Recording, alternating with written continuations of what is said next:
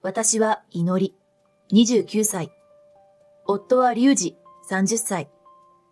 私たち夫婦は、龍二が、俺は長男だし、いつかは親に恩返しもしたいし、というので、両親との同居を選んだ。龍二の両親はとても優しい。そして考え方も芯が一本通っていて、とても尊敬ができた。私は思ったのだ。子供が将来できたとき、祖父、祖母と一緒にいることで社会を学ぶメリットがあるだろうと。だから同居は賛成だった。ただ、素敵な義両親にも一つだけ穴があった。家には未婚の義妹がいたのだ。義妹は、美優、26歳。私が結婚の挨拶に行った時から、へえ、この家で一番最後に家族になったわけね。と言ってきたのが初顔合わせの時。小獣と根性丸出しか？私の義妹への第一印象は最悪だった。私が自分の両親に気に入られているのが嫌なのだろうが、それにしても義妹は性格が悪かった。とにかく同居がスタートして数週間が経ったある日のこと。ちょっと？私が食事を作り、おのおのの席にその食事を配膳中に義妹から非難の声が飛んできた。何？いきなりすぎて私はたじろいでしまう。あのさ、今あなたの席のご飯を先に置いたでしょ。ご飯？思い当たるところの範囲外すぎてとっさに声が出なかった。あなた末席よね。どうして最初にあなたの席に置くの？いや、だって私の席が台所から一番近かったから。信じられない。私の席より先に置くなんて。すごいところから上下関係が来て絶句した。それを見かねて夫が口を挟んだ。それを言うならお前もお姉さんって言わなきゃいけないんじゃないのか？こんなこと言いたくはないが、上下とかいう関係で言うなら長男の嫁を敬えってことにならないか？俺はみんな平等に仲良くしたいんだが。と言ってきた。は？冗談でしょ？他人の家からやってきて、顔も大したことないし、何もかも下の女にはそれ相当の扱いがあるから。とか義妹が夫に言い返した。これには夫が切れる。なんだと？兄弟喧嘩が始まりそうなのを私は間に入り夫を制した。龍二、いいよ。ありがとうね。そして義妹に言った。ごめんなさいね。次回からあなたの分を先に配膳します。私がこう言ったのには理由があった。家族で揉めてもいいことは何もない。とにかく末永くやっていくのだから、という理由が一つ。もう一つは、義妹が今現在、結婚を視野にお付き合いをしている彼がいて、もう結婚も秒読みだろうという話を夫から聞いていたからだ。近い将来、この家から義妹は出ていくので、もうそうなれば関係も更新されるだろう。それまで揉めるのも面倒だと言ったところだった。しかし義妹の私への見下しはこれにとどまらなかった。帰ってくると、飲み物入れてちょうだい。と私に命令してくる。何を出せばと言うと、いいから出してよ。と言う。とりあえず紅茶を出せば、コーヒーが飲みたかったのよ。作り直して。が始まった。じゃあ最初にそう言ってよ。と言うとイライラとした口調で。は？そのくらいの起点も聞かないの？やばくない？上の人間の好みくらい把握してよね。そこまで言わないといけないとか。とか言われた。そして最後に。ほんと使えない家政婦だわ。という声が舌打ちとともに聞こえてきた。今思えば家政婦と呼ばれたのはこの時が初めてだったように思う。そして私への見下しと家政婦扱いはさらに増していくようになった。ただ、義父、義母が一緒にいると義妹が悪さをしないこともうすうすは感じていた。多分、たしなめられる後ろめたさがあるのだろう。義母に訴えることも考えたが、実の子の悪口は聞きたくないだろうなぁとも私は思った。かといって理不尽な目にも遭いたくないので、自然と義母が同席している場になるべくいるようになった。そんなある日のこと。午前0時を回ってからという夜遅くに義妹が泥酔して帰ってきた。さすがに義父と義母はもう寝てしまっていた。私もとっくに寝ていたのだが、私より先に寝てるってどういうことよ。とか言って叩き起こされた。叩き起こされた不満より先に、義妹の足が酔いでもつれていて、そのままだと怪我しそうだったので心配になった。それで、とりあえず半ば抱えるようにリビングに連れて行った。義妹がリビングに着くと、今日、仕事辞めてきたの。送別会だったのよ。とソファーに倒れ込み、もたれかかって言う。そうなのね。お疲れ様。じゃあもう私はこれで。と言いかけると。彼はね、東都大学なの。すごいでしょ？それで、帝国銀行勤めなのよ。固有名詞がドラマでありがちなものである点はご容赦願いたい。そんな彼が、ずっと私といたいから仕事辞めてほしいって。私は結婚したら専業主婦になるけど、あなたとは違うのよ。二人暮らしよ。両親のすねをかじって、いつできるかわからない子供のために、生活切り詰めて依存して暮らすのとはわけが違うんだから。みんなが褒めてるあなたの切り干し大根のお味噌汁。あんな貧乏臭い紐の味噌汁じゃなくて、毎日ウーバーイーツで各店のご飯をお取り寄せできる程度には、夕刊マダムできるレベルの収入を手にできるの。そこが私とあなたの差ってとこ？地味顔家政婦女とは違うんだよね。ねえ、水ちょうだい、家政婦。家政婦。夜中に叩き起こしてまでそれを言う？あまりの仕打ちに私はつぶやいた。イラつきが顔に出たらしい。義妹は酔った勢いも手伝って、きっと目が座った。その目で私を睨んでくる。は？何その目？反抗してるの？だって家政婦でしょ？私の両親のすねを骨までかじって。そう呼ばれてもしょうがないじゃない。家政婦！と、義妹は酔った勢いで爆笑しながら家政婦を連呼した。私はコップの水を義妹の頭にかけてやりたいと思いながらぐっとこらえた。偉いぞ、私。生まれてくる子供が社会を知るために、夫が親孝行をしたいから、ご両親がいい人で私もお手伝いをしたいから、だから同居を選んだのに、それなのに、家政婦とまで見下されて扱われるのか。せめて気分を晴らそうと掃除を始めたが、それでももやもやとした気分はなかなか解消されなかった。私はため息をついてハンディワイパーを握りしめる。パソコン周りの掃除に差し掛かったとき、これは？義妹が結婚式の招待状を作っているらしく、試し刷りの紙が置いてあった。私はそれを覗き込む。相手の名前が書いてあった。あれ、この人。私はこれを見て思った。人を見下す、ろくでなし義妹をやっつけられるかもしれない。これなら、私が家族に嫌な思いをさせることもなく、ズバンと。心の中が泡立った。義妹が彼氏を連れてくる日、私はベランダと車庫の掃除をして家に戻った。そして家の中に戻ったところ、義妹が。ちょっと、戻るの遅かったじゃない。と台所までやってきた。時計を見れば10分前。10分前だが、お相手さんがついてしまったようだ。普通こんな直前にベランダ掃除とか行く？起点が効かないのにも程があるわ。この時くらい役に立ちなさいよね。ほら、家政婦さんはさっさとお茶出して。とか言われた。私はわざと、家政婦？とオウム返ししてやった。何回言わせるの？あなたは家政婦よって来た数日後から言ってるじゃない。末席で来て、いつまで経っても気が利かない。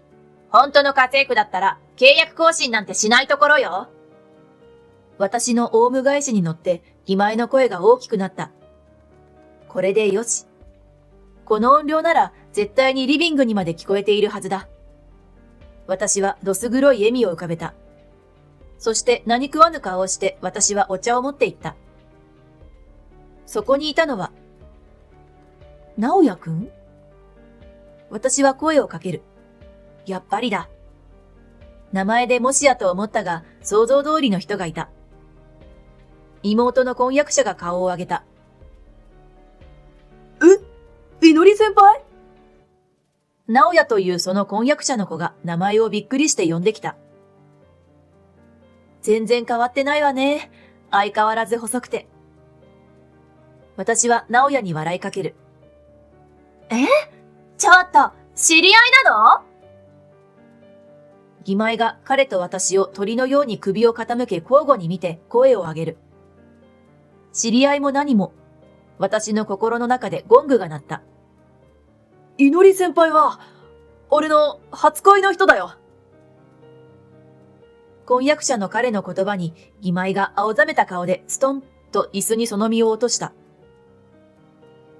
そんな、この女の中古と婚約したなんて。中古？聞き逃さなかったこの言葉。こういうところで常日頃他人をけなしている人間はボロが出る。わざとそれを拾い上げ繰り返してやった。彼も同時に、さっき台所で家政婦って言ってたのが聞こえたんだけど、と言った。義前は顔を青ざめさせた。違うの？何が違うの？今だ。バランスを崩した相手を責め立てるときは。義前はタジタジとしながら。だって、やだな。私とあなたはそういう遊びだったじゃない。とか嘘吹き始めた。逃がさない。配膳の順番に文句を言う遊び？遊びだとしたらすごく悪趣味だね。地味女って毎度罵るのが遊びなの？だとしたらそれもすごく悪趣味な遊びだね。そんな遊びに私は合意した覚えはないけどね。私は逃げ場を塞いだ。彼も、中古もそういう遊びなのか。だとしたらすごく悪趣味だな。と言い出した。中古はいくらなんでも聞き捨てならないと私が直也でも思ったと思う。それにしてもこれは奇遇だった。そして。これは私を散々苦しめてきたこの義前をやり込める千載一遇のチャンスでもあった。まさに天が恵んでくれた奇跡というやつだ。逃すまいこのチャンス。じゃあ、中古と家政婦の思い出話でもしましょうかね。私は義前ににじり寄った。じっくりと時間をかけて、攻めくを味わってもらう。いのりさんは、彼がソファーに座り直して話を始める。私が紅茶を置くと、ありがとうございます。とお礼を言ってくれた。いのりさんとは高校の時に知り合ったよ。俺はバスケットボール部だったんだけど、その時の女子バスケットボールの部長だった。俺がスランプでなかなかバスケットの調子が上がらない時によく声をかけてくれた。スランプは、それが、スランプでここが良くないと分かっている時点で半分は解決している。そしてあとは伸びるだけ。と言ってくれてね。そして、どんな小さなことでも褒めてくれたよ。シュートの軌道が良くなったとか。すべてにおいて前向きになる言葉をくれる人だった。人生は負けたら敗北が決まる。トーナメント戦ではなく、勝った負けたを繰り返すリーグ戦って言葉も、人生で何度も思い出しては励まされる言葉になったよ。たまに、大丈夫ってくれたスポーツドリンクも身に染みるほど嬉しくてよく泣いた。そして、若かったんだろうな、俺も。そんな先輩に一途に恋して告白したよ。まあ、ダメだったんだけどね。いのりさんはよくモテたからな。あはは、と直也くんは笑った。今では地味女、家政婦って言われてるけどね。ここぞとばかりに言ってやった。だから、それを聞いて俺はショックを受けたんだよ。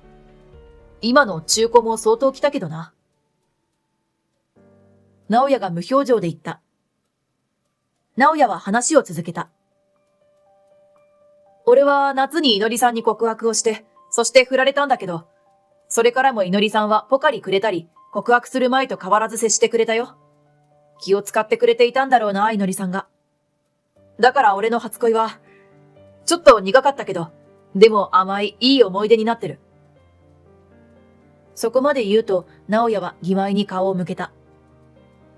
で、そんないのりさんを家政婦呼ばわりして、俺を中古と呼んで、君という人がよくわかった。これで関係を続けていけると俺には思えないんだけど。義妹は顔がもう真っ青だった。そして困る事情を口にし、彼に泣きつき始めた。困るわよ。私、仕事も辞めちゃったのに。仕事？辞めた？直哉が怪訝な顔をした。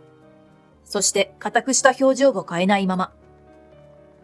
頼んでないよ、俺。と言った。え？と私が声を上げてしまった。これは想定外だった。つまり義妹は勝手に仕事を辞めたってことか。ここは畳みかけるところだと判断した。私がすかさず言ってやる。ずっと一緒にいたいからって彼が言ったってこの子のろけてたわよ。しかも、毎日ウーバーイーツで各店のご飯をお取り寄せできる程度には夕刊マダムできるレベルの収入を手にできるの。とか、聞いてないのに言ってたわよ。あなたの稼ぎでウーバーイーツで夕刊マダムする気満々だったみたいだけど。とまでばらしてやった。そこまで言われると思っていなかったのだろう。義妹が白目を向いた。そこまで直哉に言わなくたって。とかまくし立ててくる。私はふんと鼻で笑った。そりゃ言うわよ。だって直哉と知り合いだもん。それこそ家政婦は見たのよ。いや、聞いたと言うべき？あなたの管巻いた発言をね。直哉は頭を抱えた。俺、お前に仕事辞めろなんて言ってないだろ。そりゃ続けろとも言ってないけど。は？だって、東都大学卒、帝国銀行勤務なら全然食べていけるじゃない。義妹が食ってかかる。でも、もうそれはやぶへびでしかなかった。直哉がため息をつく。そして肩をすくめた。あのさ、俺の大学と職業にお前は結婚を決めたの？そんでもって人を中古呼ばわりするやつと普通に考えて結婚しようなんて思わないよな。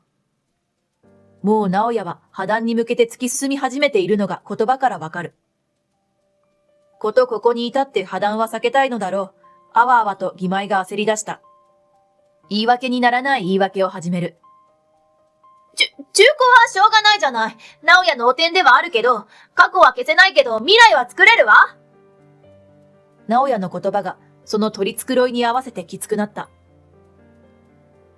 いや、俺、汚点と思ってないっつっただろ。むしろいい思い出だって言っただろ。お前話聞いてんのか？ここまで来るとだんだん話が噛み合わなくなってきた。横で聞いていても動揺のせいだろうが、義妹の論点がずれまくっているのがわかる。そしてますますテンパった義妹は、ずれまくる言葉を発し始めた。っていうか、じゃあ仕事を辞めた責任はどう取ってくれるのよ。慰謝料払って私をその慰謝料で養っていくとでも言うの？だったら結婚しても変わらないじゃない。ねえ、結婚してよ。ねえ、今すぐ。義妹が直哉の胸ぐらを掴んで叫び始めた。勝手にやめて。と直哉が言いかけたところ。勝手にやめたんでしょうか？震えた声がした。声のした方を振り返る。義母が立っていた。下で声がしたから、もう直哉さん来たと思って降りてみたら、大声でやり合ってて。ちょっと入るタイミングを見計らってたら、その中身がすごくて立ち尽くしてしまって。義母は苦虫を噛みつぶしたような顔をしている。その後ろで義父が仁王立ちしていた。さらにその後ろに夫がブルブルと震えて立っている。直也くんには本当に失礼なことを申し訳ない。と義父が言った。直也さんにも申し訳ないけど、もっと失礼なのは、いのりさんに対してよ。義母はもう泣きそうになっていた。どうしてあんたって子は、この家に尽くしてくれていたいのりさんに、そんな家政婦とかひどい言葉を投げつけてたの？いのりさんが善意でしてくれていたのに、上からのしかかるような真似。謝りなさい！母さん、いのりは。夫がかすれた声で言った。母さんに、実の娘の悪口を聞かせるわけにはいかないって、一人で耐えてたんだよ。俺は知ってる。でも、すまないいのり。家政婦とまで最近は言われてたのまでは、俺も把握をしてなかった。謝りなさい！義母が義妹の方を打った。その剣幕に、しぶしぶだろうが、歯を食いしばり、私を睨みつけながら。ごめんなさい。と、絞り出すような声で義妹が言った。しかし、僕には謝ってくれなくていいです。直也が冷たく言った。いのりさんには謝ってほしいし、二度とこんな接し方はしないでほしい。初恋の人を泣かせてほしくない。でも、僕には謝罪はいらないです。ご両親には申し訳ないですが、結婚前にどんな相手か分かって、とてもいい機会でした。この話はなかったことにさせてください。そして、半泣きになっている義妹に。中古が嫌なら、俺はやめておけよ。と、一言だけ言った。はぁ？私仕事辞めたんだけど、どうしてくれるの？と、義妹が叫ぶ。だから、仕事を辞めてくれなんて俺は頼んでない。と、直也は身支度をして、義母と義父に頭を下げた。せめて私が振ったことにしてちょうだい！義妹が叫んだ。いい加減にしろ！義父も義妹の方を打った。直也くん、帰ってくれていい。君が今度こそ素敵な人と出会えるように。そう言うと、そっと直也の肩を叩いた。その後、義妹は家から追い出された。いのりさん、今までごめんなさい。と、義母は全く悪くないのに頭を下げてきた。今までしてくれたことを本当に感謝しているから。と。私はお母さんとお父さんが大好きだからここに嫁いできたんです。これからもどうぞ一緒にいてください。一生一緒に。と私は義母の手を握った。義両親は私にもう義妹を近寄らせないという名目で義妹を感動した。数ヶ月後、義妹は夫に、仕事が見つからないし家賃も払えないと賃金援助を求めるメールをしてきたが、私の夫が私の目の前でブロックをかけた。そしてさらに数年後、直也くん結婚したんだってね。義妹の件で再度連絡を取り合うようになった私たち。職場の人と結婚したと直也から連絡があった。その頃には私も一人目を出産していた。また赤ちゃんができたら育児相談に乗ってほしいな。と直也が言った。うちはじいじとばあばが可愛がってくれるから幸せだよ。たくさん愛されて、たくさん愛を知ってほしい。私の産んだその子の名前は愛になった。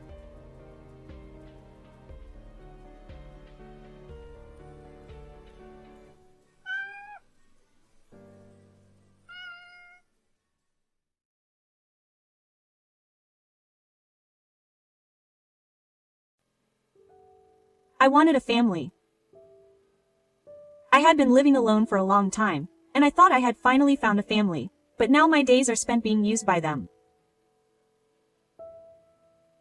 Work until you die. My husband was adding to my pain, leaving me completely skinny and worn out from not being able to eat or rest. In despair, I said, "Someone help me." My name is Ari. I'm an Oru who has lived a life without even a hint of marriage for 29 years.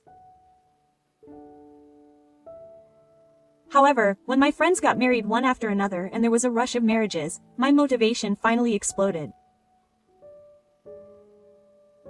I met someone after searching for a partner and got married at the age of 30. I wanted to get married in my 20s, but I won't be picky. I'm so grateful that he wanted to marry me, even though I have an ordinary face and no special features. He wanted to marry me because I'm ordinary, but his name is Kyo. He's not a salaryman, but he helps out with his family's farm. They say that farmers don't often find brides, but I don't know if that's true or not. Apparently, my husband was exactly like that, and he got so anxious about not meeting anyone that he signed up on a matchmaking website. Was it a coincidence or fate that we matched? In any case, we liked each other at first sight, started dating right away, and got married in no time. My husband is kind and reliable, and if we hadn't been in an environment where we had no opportunities to meet people, we would have probably gotten married much sooner. It was because he was a farmer that he was able to meet me while remaining single until he was 35. I was moved, thinking that fate really does exist. But there are no such things in this world. Soon after we got married, I learned the reason why my husband hadn't been able to get married. Quit your job and help with the farming. These were the words my husband said on the third day of our marriage. What? You mean I could keep working after we got married? I said I could keep working, but I didn't say I could keep working for my old company. What's with that? My husband told me that my parents were getting old and didn't have the energy, so it's not like I can farm by myself. Husbands and wives are supposed to help each other. He asked me to help Eli. At that time, my husband looked very troubled, and he looked haggard because he had been busy every day due to a labor shortage. I felt sorry for him, but I still had attachment to my job, so I hesitated a little, but my husband didn't give me any time to hesitate, and he muttered that if I didn't do farming, we would have no choice but to get a divorce. I panicked and my defeat was obvious. I had finally gotten married because of fate, and I absolutely didn't want to get divorced less than a month later. With that in mind, I decided to resign. To be honest, I had a lot of attachment to my job. It was a job I loved, and I wanted to continue. But family is more important than work, right? There's a reason why I think that way. I didn't have a family. Well, the fact that I'm alive in this world means that I have parents, but by the time I was old enough to understand, they were gone, and I was raised in an institution. According to the staff, my mother died of illness shortly after I was born. My father was still young and wasn't prepared to raise a child on his own. My parents were all alone, and the moment my father gave up on me, it was decided that I would be placed in an institution. That's why I don't have a family. My friends and staff at the facility are all very nice people and I love them, but they are by no means my family. I can't be spoiled, be selfish, or have them protect me. I didn't have the environment that a real family should have. My father came to visit me at the facility occasionally, but only once a year or so. It was hard for me, a child, to understand that he was my father, and my father didn't know how to treat me either, so even though we were separated, we never became a family. Maybe that's why I yearn for a family more than most people. But the reason I didn't get married until I was 30 is because I was desperate to survive in the past. And also because I enjoyed my job. And so, I finally got a family. I thought it would be better to give up my job than to give up that. I guess I made the wrong choice at that point. Before I knew it, time had passed in the blink of an eye. After working for years and years, I found myself working like a slave for 15 years. My once kind husband had disappeared from the picture, and now he was busy with adventures. The same goes for my in-laws. They treat me like a slave. My daily routine goes like this. I wake up before sunrise and start by preparing breakfast for my family. I immediately go to the fields to check on the crops. If there are any problems, I deal with them, and even if there are no issues, I walk around the vast fields by myself. By the time I'm done, the sun has risen. I then go home and clean up the dishes after my family has eaten breakfast. I have one piece of bread. I just eat it without any condiments. Coffee and milk are paid for in cash. I'm only allowed one small glass of water. Then I immediately clean the house and prepare lunch. Once I'm done, I check the equipment and inventory for fertilizer and other necessities. I check the shipping arrangements for the farm and confirm the prices of the crops I've delivered so far with the harvester. I check the new products and sales. There's just a lot to check. By the time I'm done, it's evening. I go to the fields again to check on the crops and then go home. When it's harvest time, harvesting work is also included in this schedule. There are various other processes such as sowing seeds and caring for the soil depending on the time of year. Once I'm done, I go back home and prepare dinner. Once I'm done, I do some house cleaning and clean the house. Cleaning up the dishes after the family has finished eating. There is no lunch, and for dinner it is just one bowl of rice and a table. Again, only one glass of water. Then, I compile a document that includes income and expenditure calculations and necessary expenses, and submit it. The documents are submitted to Hod and my in-laws. This is where my husband and in-laws first appear, and you may wonder what they do from morning to night. The answer is that they do nothing. My in-laws, who were in their 60s when we first got married, are now in their late 70s. They had this tendency from the beginning, but they stopped farming because they said it was too old. I haven't seen Yoshiko in the fields in the last few years. As for my husband, he just sits there doing nothing. At first, he taught me the know-how of farming, but once I had explained everything, he just said, "Okay, I'll leave it to you." My husband has hardly helped me since then. I am essentially the only one working. My in-laws would yell at me for being slow when they saw the documents I handed them, even though I had been working from morning to night, doing both housework and farming. My husband would look at the documents and say, "What the heck is this?" He would slap me and tell me not to waste money. But this fertilizer is essential at this time of year and I could save more money, you incompetent fool. 15 years ago, my parents were also farmers. Time stopped for them at that time. 15 years have passed, and due to the current social situation, the sophistication of fertilizer has not stopped. No matter how much I complain about it, they don't get it. They say it's because I'm incompetent and don't even try to understand. As a result, they don't need to buy my clothes. Keep wearing secondhand clothes. Don't eat extravagant meals. You only need 2 meals a day, rice and bread. Work for the family. If you slack off, the family will fall apart. I was told that I only eat twice a day, rice and bread and 1 bowl of rice.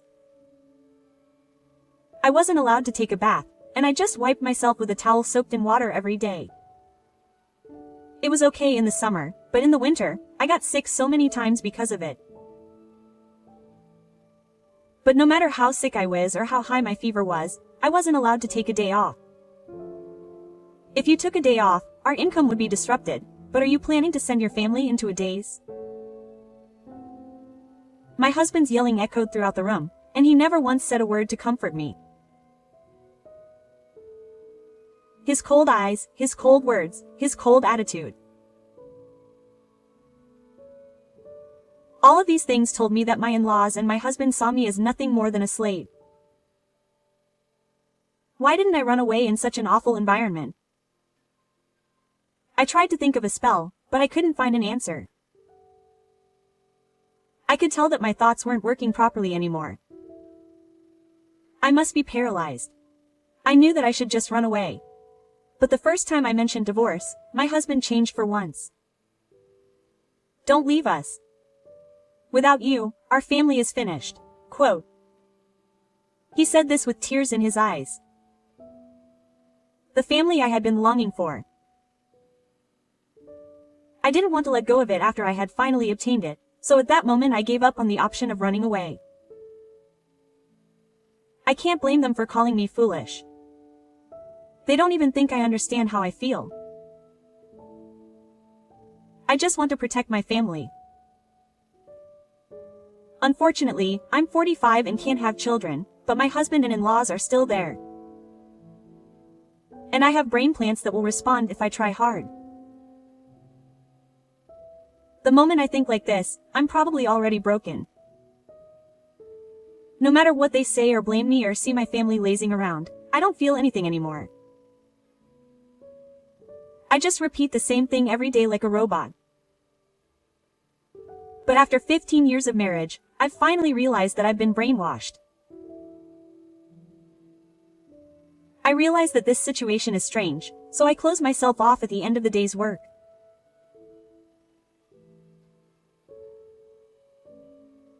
I can hear my husband laughing out loud from the living room, and I can also hear my in-laws telling me to make dinner.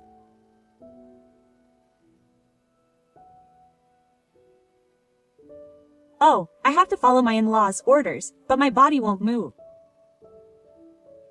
In front of me is a mirror. It's been a long time since I've worn makeup, but the dressing table that's been there since I got married reflects my face. I see the image of an elderly man there. I gently place my hand on the mirror. Who is this? This is me. It's definitely me. Every day, I was forced to work by firelight and in heavy rain. I worked from early morning until late at night and couldn't eat nutritious food. There was no way I could maintain my age-worthy appearance in that condition. When I gently ran my fingers through the paper, I could feel a huge amount of hair falling out. Oh, I've reached my limit.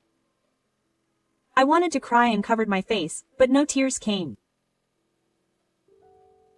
That's when I realized I was dehydrated. Hey, give me the money because I'm going out for drinks. Suddenly, the door to the room opened and my husband barged in, yelling. What? You've definitely spent all your money a long time ago. Never mind. Where's your wallet? Oh, that's for tomorrow's shopping, right? You're just going to waste it anyway. It's more economical not to have it. I'll use it. Without giving me a chance to say anything, my husband took money out of his wallet. There was no way I could stop him, as I was already skinny and weak. Oh, that's right, I want some sake tomorrow, so make sure you have it ready. Even though he had taken the money out of my wallet, my husband continued to make extravagant demands as usual. Where on earth are you going to get the money from? I'm at my limit. My muttered voice didn't reach my husband, and he left with a laugh. Should I leave the house again? The thought made my body sway. Before I knew it, I was outside, walking into the city. The pain in my leg brought me back to my senses. The bustling Hakka area. The bright neon lights and the people laughing happily. It was like a different world. And then I realized the reality. Even if I left the house, where would I go? There was no way I could go back to my old job now. Times had changed so much that I knew that the work I could do back then was useless now. But I had only been farming my whole life, and I didn't have the courage to jump into a new field. Is there no other way for me than to keep working at that house? Even though I said there was a path, all I could see in front of me was a cliff. Standing there, my mind was completely bleak. Still, I guess I had no choice but to go back to that house to somehow survive. Just as I was about to walk towards the house, I realized that, well, if I was feeling better, I had drunk too much. I stopped in my tracks when I heard a woman's voice coming out of a bar. I just thought she had the same name as my husband, but when I turned around, I was shocked by the person standing there. I couldn't help but hide behind a vertical sign and spy on her. And then there was a woman with her arm around my husband in a friendly manner. My husband was sloppily drooping his nose at the sight of this young, beautiful woman. "What's that?" My stunned voice didn't reach my husband. The two of them started walking without noticing me, and I hurriedly chased after them. I followed them carefully, keeping my distance so as not to be seen, and the two of them, who were moderately drunk, entered the hotel without hesitation. This wasn't the kind of hotel you'd stop at on a trip. It was a hotel for grown men and women. They must be used to living here. They entered without a moment's hesitation, and I could only watch them go. What was this? Before I knew it, tears were streaming down my book. They had been taking care of me from morning to night, and for 15 years I had told myself that I was doing it for my family. I've been patient with my husband, who has a bad conscience and has been trying my best to endure it, but he's taken my money and is having affairs with other women. He's smiling happily and not smiling at me at all. It's too much. I felt like the ground was collapsing from under me, and I just kept crying. I don't remember much after that. I was just spacing out, just like when I got there, and before I knew it, I was home. My in-laws were already asleep, and the house was pitch black. I went back to my room without turning on the lights and sat down. My legs were tingling from walking a long distance, but my heart hurt much more. I couldn't do anything and couldn't sleep, and before I knew it, it was morning. I knew in the back of my mind what I should do. But I didn't know how. Right now, I don't have the money, let alone the energy or physical strength to take action. Someone help me. No matter how much I mutter, no one will help me. I've been so desperate to survive that I haven't really made any friends. My friends who came from the facility are also desperate to survive. I can't talk to them. The staff at the facility are busy too. It's not a place I can rely on since I left decades ago. My body is exhausted and I can only stand around. Papers pile up in my room. I still haven't been given a single computer, and the old-fashioned manual labor is reaching its limit. Even more than that, my mental limit is reaching its limit. I was just spacing out when the sun came up. My in-laws came yelling at me, asking what I was doing. Normally, they would have already prepared breakfast and started working on my brain. My in-laws never move, but they say they're old, and even though they seem more energetic than me, they never do anything. These people are what made Kyoto the person she is. The world looks at me coldly now that I've left the facility. If I make even the slightest mistake, they look at me and say, "I knew it." But is it really because I don't have parents that I make mistakes? So can I say that my husband is a good person? Has my husband, who grew up with proper parents and a family, become a good adult? The answer is Ina. How can my husband laugh when he finds out that I live a serious life and does terrible things to me? I want to confront my in-laws with this question. Just as I was thinking this, the door opened and my husband came home. My in-laws told my husband, who I hated, that his wife was lazy. "Hey, why aren't you making breakfast or doing any farm work? Do something for your family." Family? Is that woman your family too? Huh? You're cheating on me, aren't you? I saw you last night, going to a hotel with another woman. I told him straight out, but my husband showed no remorse and just said, "What?" You saw me? Quote. Of course he'd prefer a young, beautiful woman to a wife with dandruff and an elderly appearance. Divorce. Oh, really? So what are you going to do if you get a divorce and leave? So you're going to make do with alimony? I won't pay anything.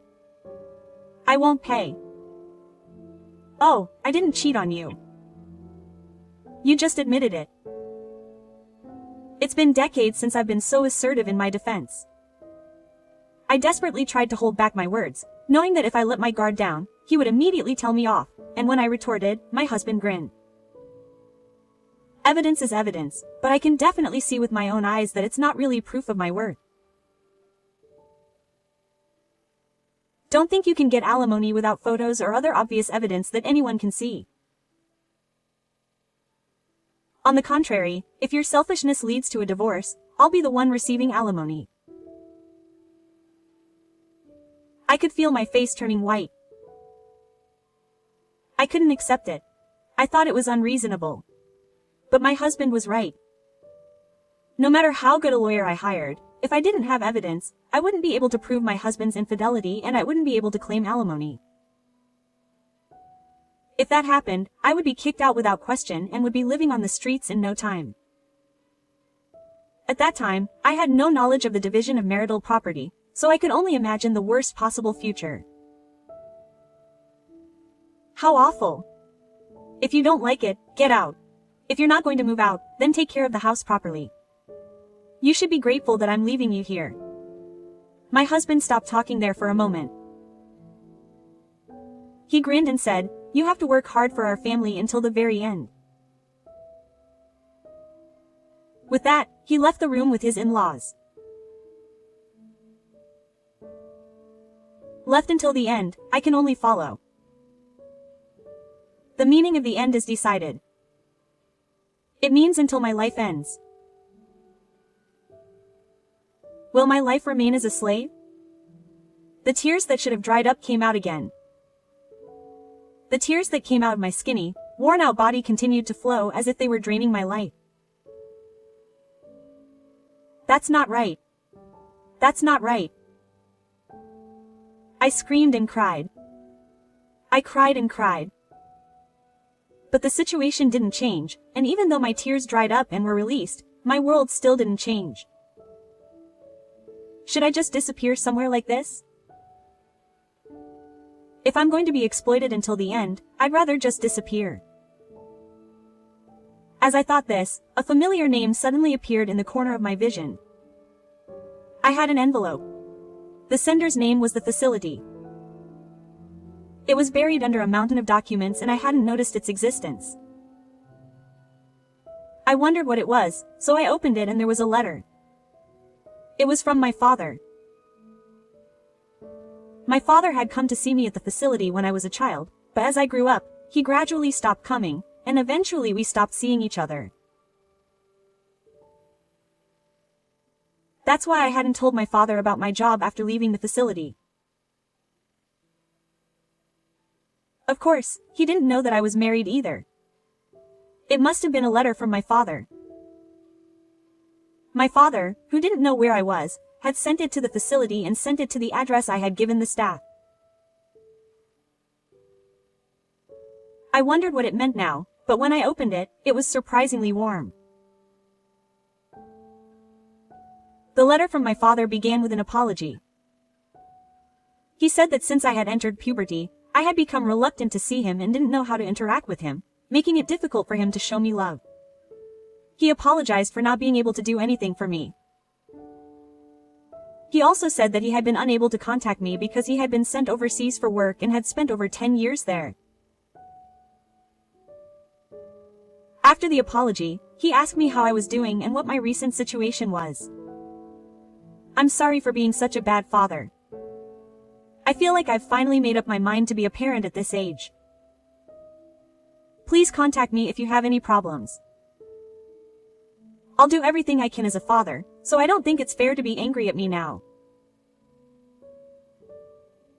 Still, I'm Aries' father, so I wish for Aries' happiness. As I read on, tears began to fall on the letter. I think it's selfish. I think he's empathizing with my father, who abandoned me after my mother passed away. But I'm sure my father had his own struggles. He thought I would be happier if I went to a facility than if I raised him, even though he had no confidence in his ability to do so. I understand now that he was thinking about my happiness in his own way. Now that I'm an adult, my rebellious phase is over. I can understand how hard it was for my father. My father must have been at his wit's end after losing his beloved wife so suddenly. He loved my mother so much that he couldn't recover from the despair. And now he's finally recovered and is trying to face reality in me. He's trying to be a father. That makes me happier than anything. My father wants me to be happy, and he cares about me despite the current situation. I feel like the certainty I had with my father up until now is melting away. Before I knew it, I had the phone in my hand. I don't have a cell phone. I only have the house phone. I know I'll get yelled at if I use it without permission, but right now my husband seems to be out again and I can't see any sign of my in-laws, so I guess they're out too. Now is my chance, so I call the phone number written after the message. Please contact me if anything happens. My heart is pounding and I can tell he's nervous. I called him, not knowing what to say. After a rainstorm, I heard my father's nostalgic but slightly older voice say, "Hello." At that moment, everything I had been thinking about talking about disappeared. Tears started to fall. "Hello. Who are you?" "Oh, before I knew it, the words were coming out of my mouth. "Help me. I didn't introduce myself as Eli."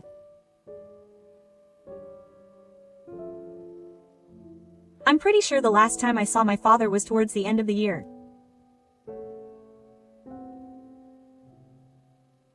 My voice must have changed now that I'm all grown up, but he still remembered me. He recognized me. "Dad." "Eli, it's Eli, huh? What's wrong?" "Dad, please help me." I screamed, skipping the greeting of, "It's been a while," and everything else. I screamed and broke down in tears. "Please, Dad, help me." My husband and in-laws came home late that night. They were all three of them, completely drunk, so they must have been drinking. They're worthless trash who should be making me work. But be prepared. Your downfall will be over soon. Half a month after I spoke to my father on the phone, my father contacted me sooner than I expected. And then he came to my house. On the day my father was coming, I didn't get up early like usual, and I slept until breakfast was usually ready. I was woken up by the sound of loud knocking on the door. "Hey, Ari, how long are you going to sleep? Don't mess with me. What about breakfast? What about working in the fields?" I knocked hard, but the door wouldn't open. I secretly locked it. I told my husband, who was still acting like a servant, that he should at least make his own breakfast. How refreshing that moment was. I had finally given him the retort I had been holding back. But my husband retorted, "Since when did you get to act so arrogant?" My in-laws, who were probably with my husband, were also a bit of a pain. They were acting arrogant as usual, telling me to hurry up if I didn't want to be kicked out. I told him that if he kept hanging around, he would go senile, and he came back saying, "You're being cheeky." That felt good. It felt like I was going to break the door if I stayed in the room like this. I was amazed that they wanted to use me to this extent, and that they didn't want to move. But just as I thought the door was about to reach its limit, the doorbell rang from the front door, signaling a visitor. My mother-in-law came out in a hurry. Inside the house, it was just my husband and in-laws, but if they found out that I was bullying my daughter-in-law, I would be in big trouble. Especially in a rural area with many farming families, my husband had stopped yelling and had become quiet, and I could hear my mother-in-law coming running. Her legs were still strong enough to run. My mother-in-law shouted, "Some rich-looking man is calling for Elio." "Huh, Elio?" my husband said suspiciously, and at the same time, I banged open the door. Yes, I'll be right there. Oh, hey, Elio. I shook off my husband who was trying to stop me and ran to the front door. Where on earth did I get that much strength when I was so skinny and malnourished? It was all because of the situation. I'm thin, so I'm light on my feet. I quickly grabbed my husband's hand and headed for the entrance. Dad. There was my father. In fact, I'd met my father several times since the phone call. My husband and in-laws wouldn't come over while I was working on my brain. It would be easy enough to just make time to meet him secretly. Well, he was yelling at me for not being able to do that much work, but neither my husband nor in-laws knew that I had met my father. Huh, father? My husband, who had followed me to the entrance, opened his eyes wide when he heard my voice. Yes, I replied, turning to him. Let me introduce you. This is my father's father. Nice to meet you. My daughter is always in your care. Huh? Oh, Aya, hello. I told my husband when we first met that my father is known to me, but we've become estranged. He must have completely forgotten about my father, who he hadn't seen even once in the past 15 years. And now he's suddenly right in front of me. It's no wonder he's surprised. But why Ari's father all of a sudden? It's not sudden. We've been in touch many times before. With this cell phone. Huh, when did my father give me a cell phone? That's right. As soon as I met my father again, he got me a cell phone. He said he would pay for it, so I accepted it. Thanks to him, I was able to get it without my husband or in-laws getting suspicious, and I was able to see him more often. Huh, when did you get it? Was it Kyo-kun? Are you the one across from my daughter? Huh? Oh, yes. You always stutter, husband. But it's no wonder. My father, dressed crisply in a fancy suit, looks dignified. He exudes the sense of weight that comes from someone who has made it big in his career. Huh, my husband is taken aback by my father's question. Huh, what's the date? Why is my daughter so skinny? My husband is taken aback by that question. Of course. I don't mind meeting the neighbors in the countryside, but when I do, they worry about me because I'm so skinny. And I'm also so stubborn. My husband and in-laws lied to their acquaintances that she had retired, but, Ari seems to have a constitution that makes it difficult for her to gain weight, so they seem to be planning to use the same excuse. But they're being naive. Is there anyone who can become this skinny? No, it's just a lump sum. My husband was so shocked by my father's lump sum that he fell to the ground. Yeah, it's certainly impressive.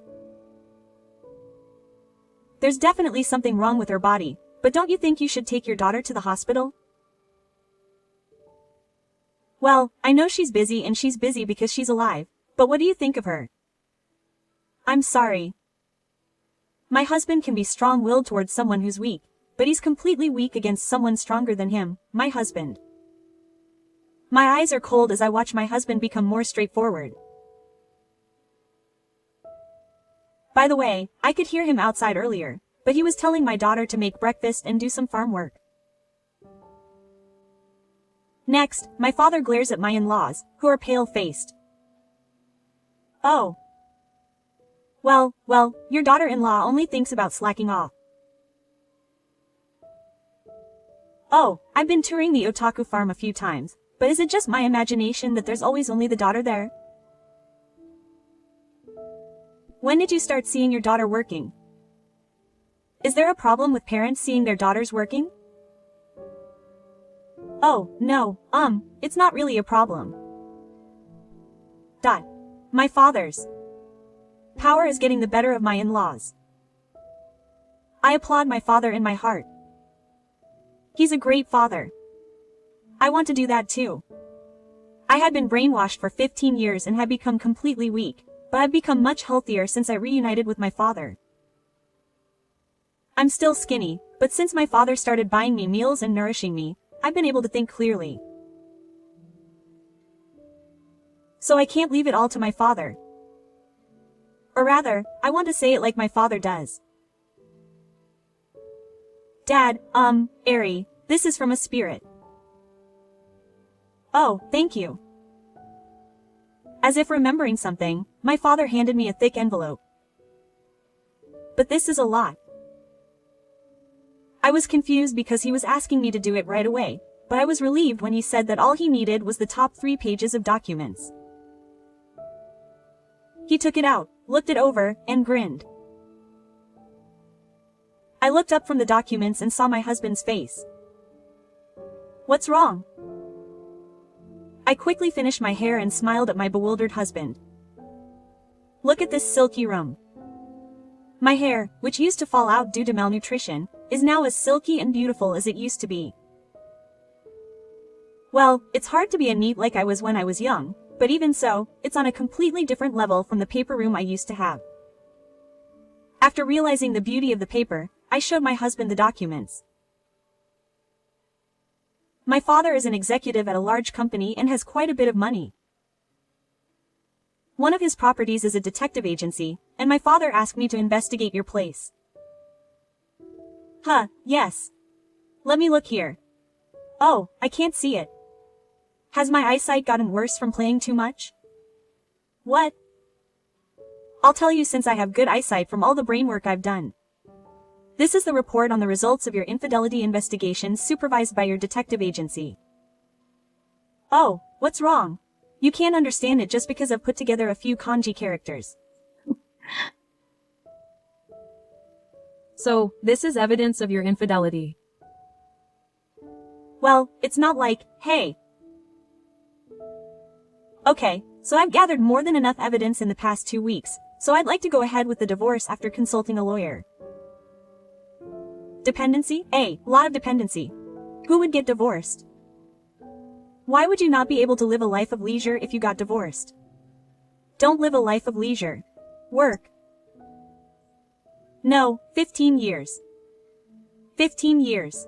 I've endured it all for 15 years since we got married.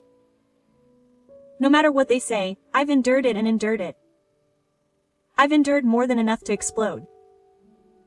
The anger that results from this will be the act of a demon.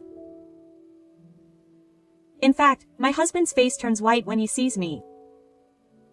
This isn't the day when he turned pale at my father's punishment. Hey, Ellie, are you going to abandon us old people? Are you such a cold-hearted wife? Oh, no, Mom. If I'm cold, how cold are the mothers who use their wives? What kind of place is it, the North Pole? Which level is it? Huh? No, the North Pole is just as cold as any other place. Boo. The correct answer is that the South Pole is colder. So, if I'm as cold as the North Pole, then my mother's must be as cold as the South Pole. Yeah, if you can't understand such a difficult analogy, then stop sitting around and get to work and study. Okay, if you work, will you understand the difference between the South Pole and the North Pole? No, I'm done with the South Pole and the North Pole. It was Ari who started it. I cut her off abruptly, saying, stop dragging out the analogy. And then I turned to my husband again. I squatted down in front of him, who was still on the floor, and looked into his face. My husband let out a small scream in the back of his throat at the sharp stubbornness of my skinny but strong heart that I had regained. So, Kyo-san. Hey, Ari, your face is scary. I have irrefutable evidence of your infidelity, so please. Stop trying to be mean, it's scary. Can I get a divorce? Of course, with a lump sum payment of alimony. Hey, that's tough. Oh, yeah, okay, I understand. I'll pay the alimony and get a divorce. My husband, who was finally starting to tear up at my demonic face that looked like a graduate of hell, nodded vigorously and agreed to the divorce. I stood up in exasperation and looked back. When I turned around, my father was giving a thumbs up, so I gave him a thumbs up with a big smile. What happened after that is pretty obvious, but to put it simply, my husband and his in-laws were ruined. The divorce was finalized without any problems thanks to the talented lawyer my father introduced me to. As a result, I had to pay a lump sum of alimony. There was no way the people who had been spending the money I had earned would have been able to pay. In the end, they paid it with the money they got from selling the house. It was a small amount considering the long period of 15 years, but I was satisfied that I had made them suffer. The three of us ended up living together in a shabby apartment. If we had worked hard and earned money from farming, we could have returned to our old lives right away, but we had been lazy for 15 years. My ex-husband and ex-in-law had completely forgotten how to do brain work and had become unable to do anything. It was my first brain work in a long time, starting from scratch rather than from scratch. Naturally, I couldn't do it properly, and the crops were tragically not at a level that could be shipped, and even when they were produced, the quality was so different from before that I received a barrage of complaints and ended up going out of business. My ex-father-in-law collapsed from the shock, and my ex-mother-in-law also developed dementia. They were quickly moved into a facility, and that's when I finally ran out of money. My ex-husband is apparently living a hellish life of debt. He contacted me once asking for help, but I said I didn't care and that was the end of it. We're strangers, so we're strangers. I've met my real father many times since then. He's cool for working so hard even though he's already quite old. It's not like the relationship has completely disappeared, but I want to take my time and slowly repair it. There's still an awkward feeling between us when we meet, but I'm sure that will soon disappear. I can feel my father's love, and I care about him too. I guess this is what a real family is. As for my recent situation, I bought one new item with the compensation I received. I've started living in a new house. I'm still not in perfect health, so I'm working part-time, but I want to gradually be able to do a proper job. I'm already 45? No, I'm still 45. My life is just beginning.「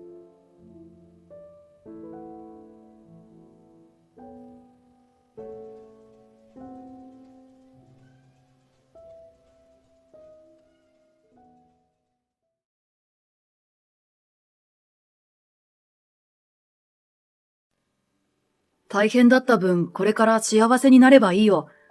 僕がルミさんを幸せにしてあげたい。ダメかな？」結婚を考えていた相手の親から家庭環境を見下され、破局した数年後、僕が君を幸せにしてあげたいと言ってくれる人が現れた。優しく穏やかな彼を信じた私。だけど彼の愛情はちょっと歪んでいた。私の名前はルミ。31歳。東京浅草で友人のメイコと輸入雑貨の小さなお店をやっている。店は浅草寺から少し離れた路地裏にあり、もともとはメイコのおばあさんが日用雑貨とタバコを販売する小さなお店をやっていた。そのおばあさんが高齢を理由にお店を畳もうとした際に、孫のメイコが、私輸入雑貨のお店がやりたいと言ってお店を引き継いだのだ。私より2つ年上のメイコとは語学系の専門学校で知り合って仲良くなった。ねえルミ、私と一緒に輸入雑貨のお店やらない？そう声をかけられて軽い感じで OK したのが10年前。お店を始めた頃はヨーロッパの小物やアンティークなどヴィンテージ食器や装飾品を並べていたが、次第にタイやインドネシア、ベトナムなどのアジア各国の手作り雑貨や布、アクセサリーがメインになっていった。浅草という土地柄、おしゃれな高級品よりもリーズナブルな庶民的な雑貨の方がお客さんの反応がいいし、現地での買い付けもしやすい。何より仕入れ値が安いのが魅力だ。ついでに外国人観光客向けの和風の雑貨も取り揃えるようになったので、店内はかなりカオスな印象になっている。お店は大儲けまでは全然いかないけど、そこそこ満足できる売り上げがあった。メイコと私は店番と買い付けを交互に行い、3年前にネットに明るいスタッフを1人増やして、サイトを作って通販もスタートさせた。最近はネット通販がかなり好調だ。ねえ、メイコ、なんで私と一緒にお店をやろうと思ったの？以前そう聞いてみたことがある。仲が良かったとはいえ、一緒にビジネスをやろうと思うには理由があると思ったからだ。もちろん性格的に一緒にやっていけると思ったからだけど、ルミはイラストとか描くの得意だし、実際すごく助かってるよ。お店には私の描いたイラスト付きの商品説明や値札がたくさん貼ってある。これが外国人観光客に評判がいいのだ。言葉がわからなくても絵で説明してあればかなり伝わる。趣味で描いていたイラストが役に立って私も嬉しかった。私は4年前に結婚を考えていた男性と別れた。別れた理由は彼の両親が私の家族を馬鹿にしたからだ。父親は私が8歳、弟が5歳の時に蒸発してしまった。もともと親に反対されて駆け落ち同然で一緒になった両親だったので、母は実家にも頼れず、水商売をしながら私と弟を育ててくれた。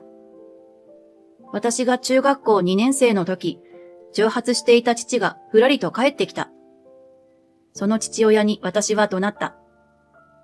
あんたなんか父親じゃないよ。お母さんがどれだけ苦労したと思ってるの？出て行け！私は父を許せなかった。父は居心地が悪かったのか、1週間ほどでまたいなくなってしまった。私は母のために父に怒ったのに、父が出て行ってしまった後、母はとても悲しそうだった。今なら少しわかる。ダメな男でも、この男と一緒にいても幸せにはなれないのだと分かっていても、好きになってしまったらどうしようもないこともあるのだと。それでも父は少しまとまったお金を置いていってくれたので、私は高校に進学することができた。もともと体があまり丈夫でない母は、水商売を辞め、スーパーで働くようになった。私も高校時代はバイトをして家計を助けたし、弟は、俺勉強好きじゃないからと言って、中学を卒業してすぐ、親方について大工の修行を始めた。別に世間に恥じることは何もない。私の大好きな母と弟だけど、彼の両親から父親が蒸発して、母親は過去に水商売。弟は中卒なんて、そんな育ちの悪い人にうちの息子と一緒になってほしくないと言われてしまった。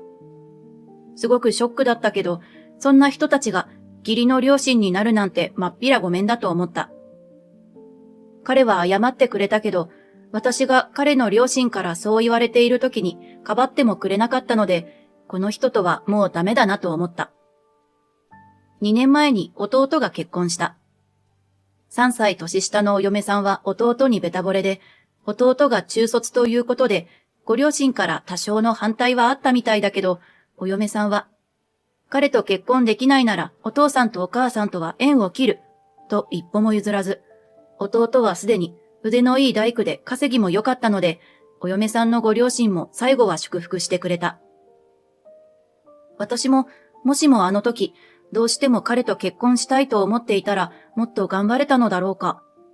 いや、彼の方も、親の反対を押し切ってまで私と結婚したいと思わなかったのだろう。多少人間不信になっていた私にとって、弟の結婚はとても嬉しい出来事だった。私たち家族はずっと 2DK の古いアパートで暮らしてたけど、弟が結婚することになって引っ越しを決めた。弟夫婦は一緒に暮らそうと言ってくれたけど、私は実家を出ることにした。と言っても、実家にも浅草のお店にも近いワンルームのマンションだ。一人暮らしは快適で少しだけ寂しかった。そんな私に気になる男性が現れたのは1年前。月に1回程度、お店に買い物に来る準常連で、来店するたびに東南アジアの食器や布製品を買っていく。お店が閉店した後、メイコと近くの洋風居酒屋に飲みに行った時、彼がカウンターで一人で飲んでいるのを見かけた。その時点では年齢も名前も知らなかったけど、お酒の効能ですぐに親しくなった。彼の名前はケイタ。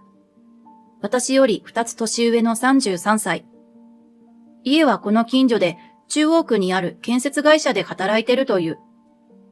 会社が東南アジアのインフラ整備の工事を請け負っているので、よくベトナムやフィリピンやインドネシアなどに赴任するらしい。母親に現地の日用雑貨とかをお土産に買ってきたらハマっちゃって、今度はこのお皿に合うランチョンマットが欲しいとか、このカップに合うティースプーンが欲しいとか言い出して。そんな時にうちのお店を発見したそうだ。親孝行なんですね。私がそう言うと、そうかな。僕は両親が大好きで感謝もしてる。結婚したら両親のような夫婦になりたいと思ってるんだ。そう言って少し照れくさそうに笑った。その時私は心が温まるような、同時に少し悲しいような、そして羨ましいような複雑な気持ちになった。複雑な気持ちが顔に出ていたのだろう。僕、なんか変なこと言ったかな。ケイタがそう聞いてきた。いい家族だなと思って少し羨ましかっただけ。そんな会話を横で聞いていたメイコは、こりゃこの二人付き合うだろうなと思ったらしい。実際その通りになった。ケイタはとても優しくて、いつも私の話を穏やかにうなずきながら聞いてくれた。ケイタにはお兄さんが二人いて、二人ともすでに結婚して子供もいる。付き合って3ヶ月くらい経った頃、家に招待された。いつも話を聞いている通り、素敵なご両親だった。私のことも歓迎してくれて、息子をよろしくお願いしますね、と言ってくれた。私はまだケイタに自分の家庭の事情を話していなかった。もしもまた以前のようなことになったらどうしようと思うと、なかなか打ち明けることができなかったのだ。でも、これ以上好きになってからあんなことになったら立ち直れない。傷つくならダメージの少ないうちに。こんな風に思うのは私も年を取ったからかもしれない。私はケイタに家族のことを打ち明けた。4年前の失恋についても話した。ケイタは私の話を黙って聞いてくれた。それはひどいな。人生いつどこでどうなるかわからないし、両親が揃っているのが当たり前なんてことないのに。辛かったね、ルミさん。ケイタにそう言われて私は泣いてしまった。自分で思っていたより傷ついていたのだと気がついた。大変だった分、これから幸せになればいいよ。僕がルミさんを幸せにしてあげたい。ダメかな。そうプロポーズしてくれた。私は嬉しくて、本当に嬉しくて、泣きながら何度もうなずいた。両親にルミさんと結婚するって言ったらすごく喜んでたよ。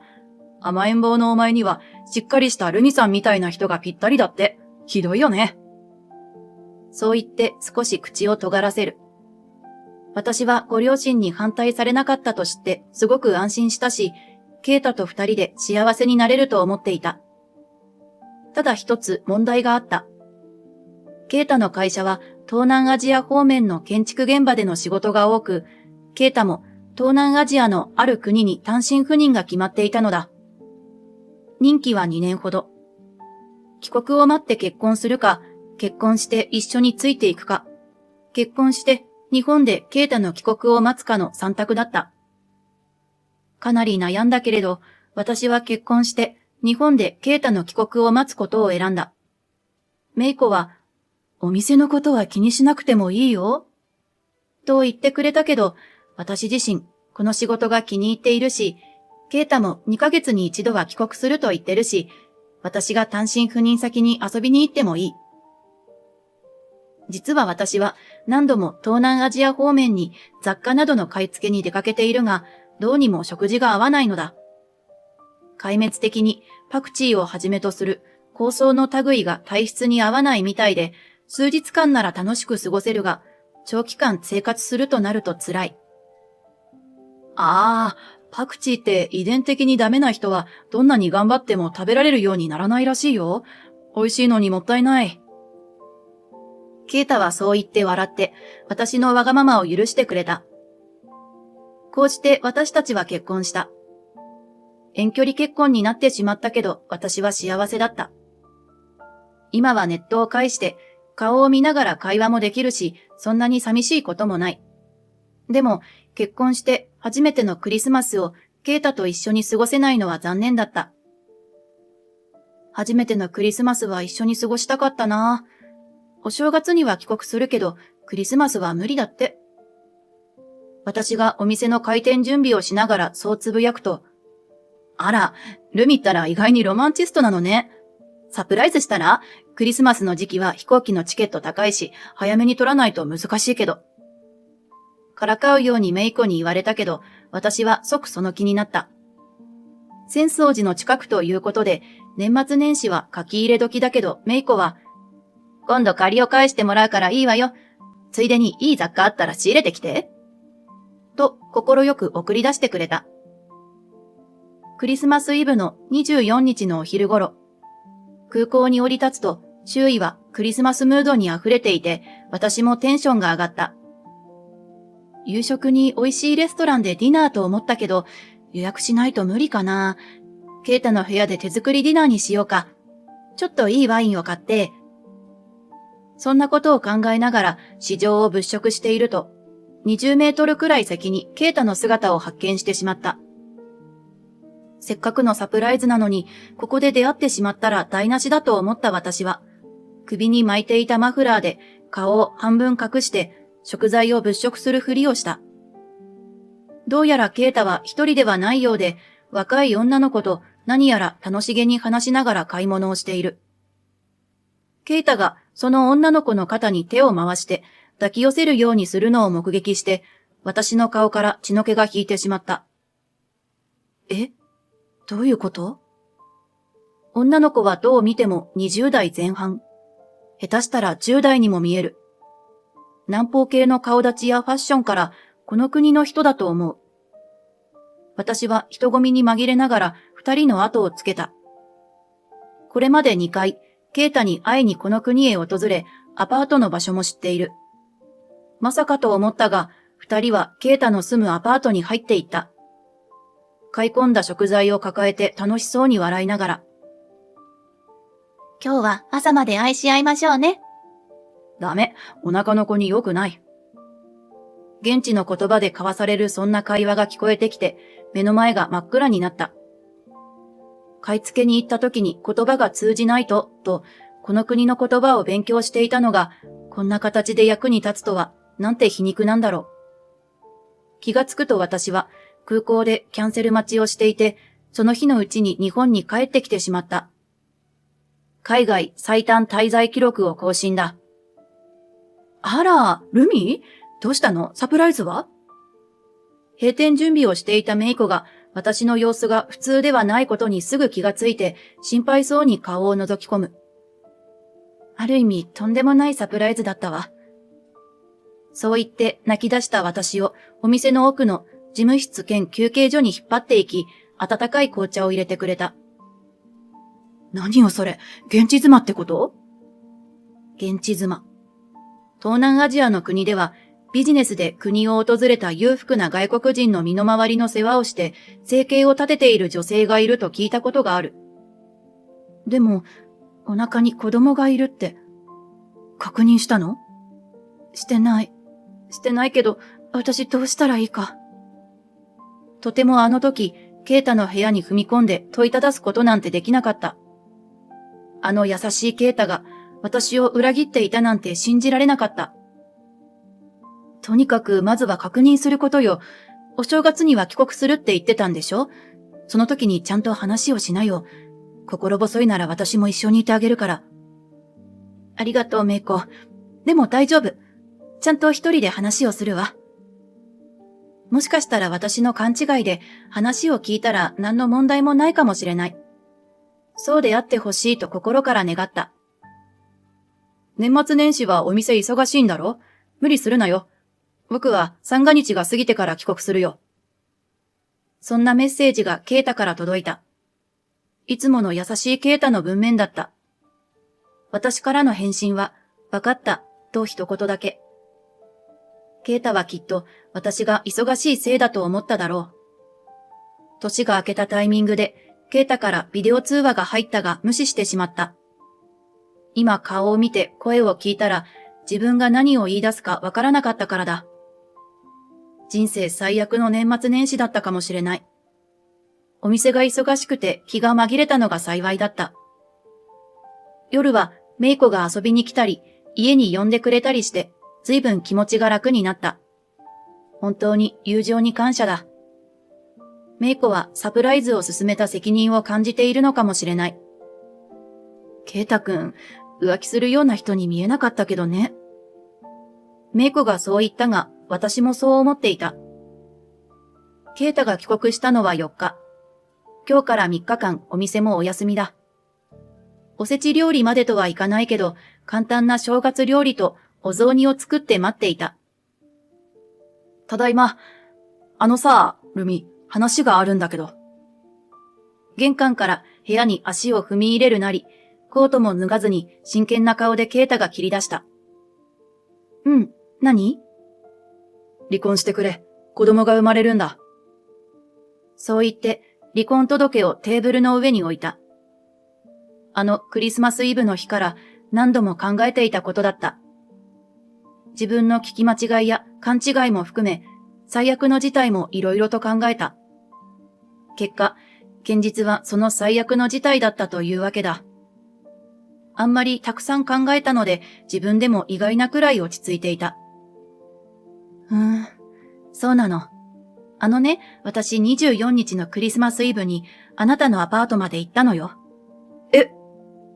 若い女の子と仲良さそうに買い物をして二人でアパートに入っていくのを見たわ。あれは、あの子がお相手なんでしょ？ずいぶん若く見えたけど。彼女は20歳で、16歳の頃から働いて家族を養ってるんだ。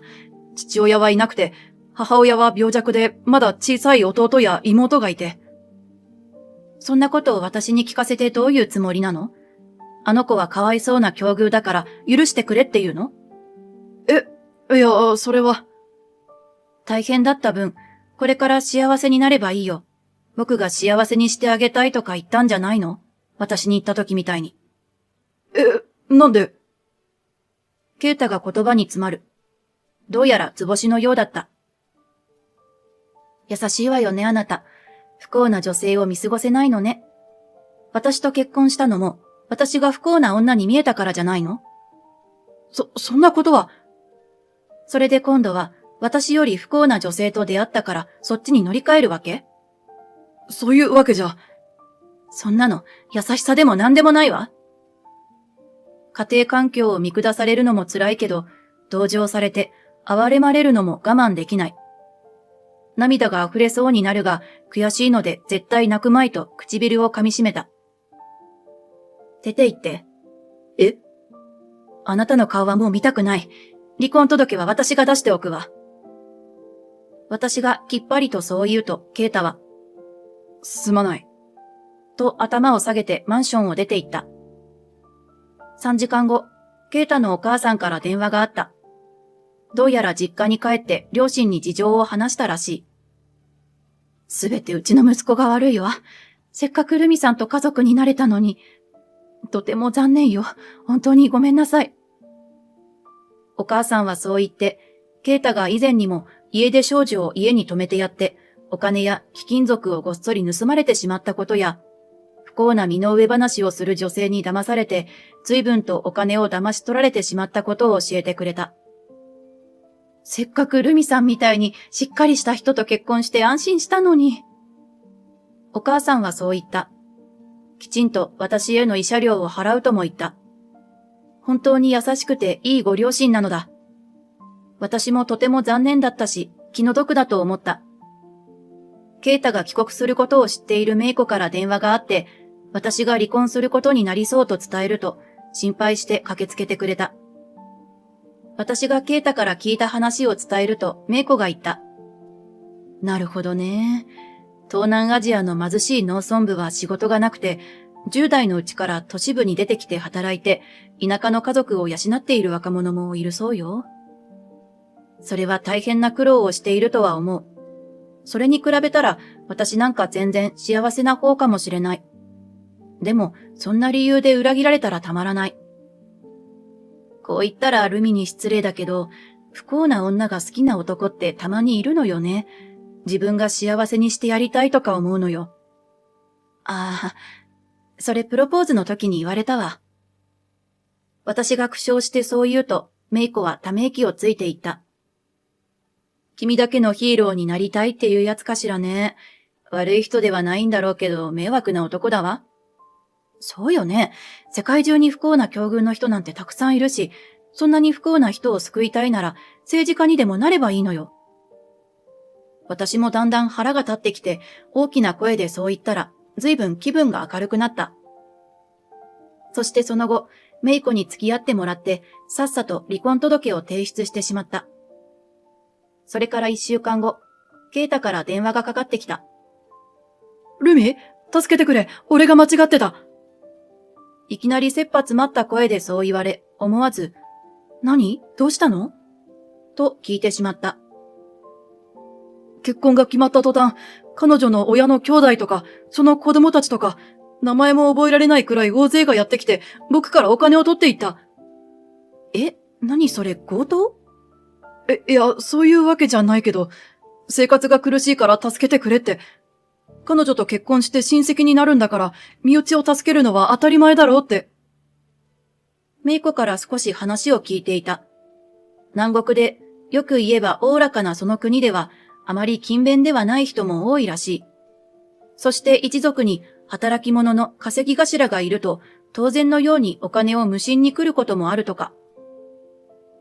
彼女の両親と小さな兄弟くらいなら僕も面倒見られるけど、日本よりかなり物価が安くて3分の1くらいだし、ケイタは結構高級鳥だけど、それにしたって一族に寄ってたかってお金を無心されたらたまらないだろう。それは大変だったわね。でもあなたの選んだ女性の親族なんだから、みんな幸せになるようにせいぜい頑張って。多少気の毒だとは思うが、当然同情する気になんかなれない。それに、彼女2歳になる子供がいたんだ。一度見ただけのケイタの結婚相手の顔を思い出す。まだ10代でも通用するような幼い顔立ちの女性だった。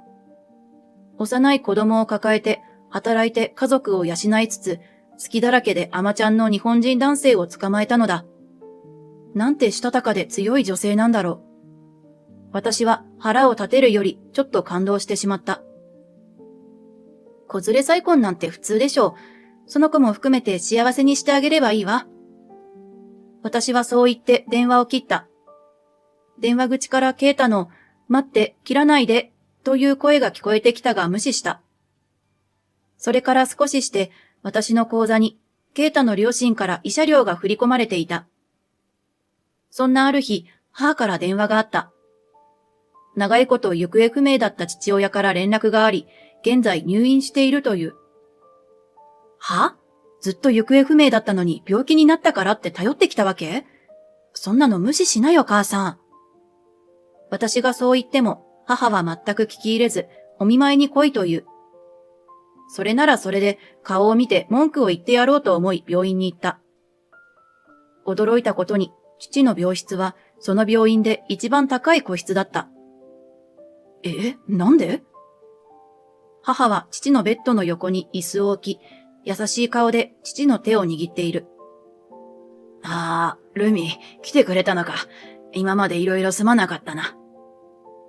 久しぶりに見た父は、年相応に老けていて、病気のせいかかなり痩せていた。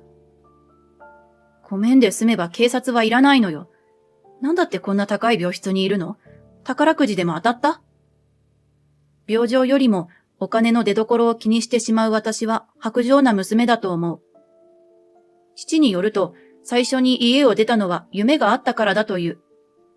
父は全く売れないミュージシャンで、母が私を妊娠して結婚はしたけど、夢を諦めきれず、妻子を捨てて家を出た、典型的なクズでダメ男だ。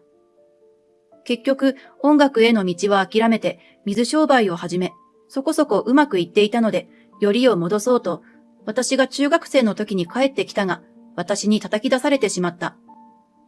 いや、私はただ冷たい視線で毎日睨んでいただけで、叩き出したわけではないけど、父の中ではそういうイメージなのだろう。あの時、ある程度まとまったお金を置いていってくれたおかげで、私は高校に進学できたけど、その後、父もいろいろあって、今では繁華街に3軒バーを経営するまでになった。そして数年前、お客さんからの情報で手を出した仮想通貨で大儲けしたというのだ。ようやく母さんやお前たちに罪滅ぼしができると思った矢先に倒れてしまって。そう申し訳なさそうに言う父親に何と言っていいのかわからない。罪滅ぼしなんていいのよ。私はあなたが戻ってきてくれただけで。母はそう言って涙を浮かべて父の手を握って幸せそうだ。私の出る幕はないなと思った。不幸な女を幸せにしてあげたいと思う男もいれば、クズでダメな男を捨てられない女もいる。周りから見れば愚かかもしれないけれど、それもまたその人の選んだ人生なのだろう。その後、父は母と弟夫婦のために家を買い、何事もなかったかのように家族4人で幸せに暮らしている。ルミの部屋も用意してあるからいつでも戻ってこいと言われたけれど、私は離婚の慰謝料でペット可の新しいマンションに引っ越した。メイコに連れられて譲渡会に行き、一目惚れした毛足の長いチャトラの雑種猫をお迎えすることになった。猫はいいわよ。私、お店と猫がいればそれだけで十分幸せだもの。そういうメイコは3匹の猫と暮らしている。そういえば、ルミの元夫、そろそろ単身赴任の任期が終わる頃じゃないの？そのまま現地で仕事に就くのかしら。そんなことをよく覚えてたわね。あれから連絡もないし、ぶっちゃけ私の知ったこっちゃないわ。彼が異国の地に骨を埋めようと、一族から逃げて日本に帰国しようと私の知ったことではない。メイコとそんな話をしていた数日後、ケイタから久しぶりに電話があった。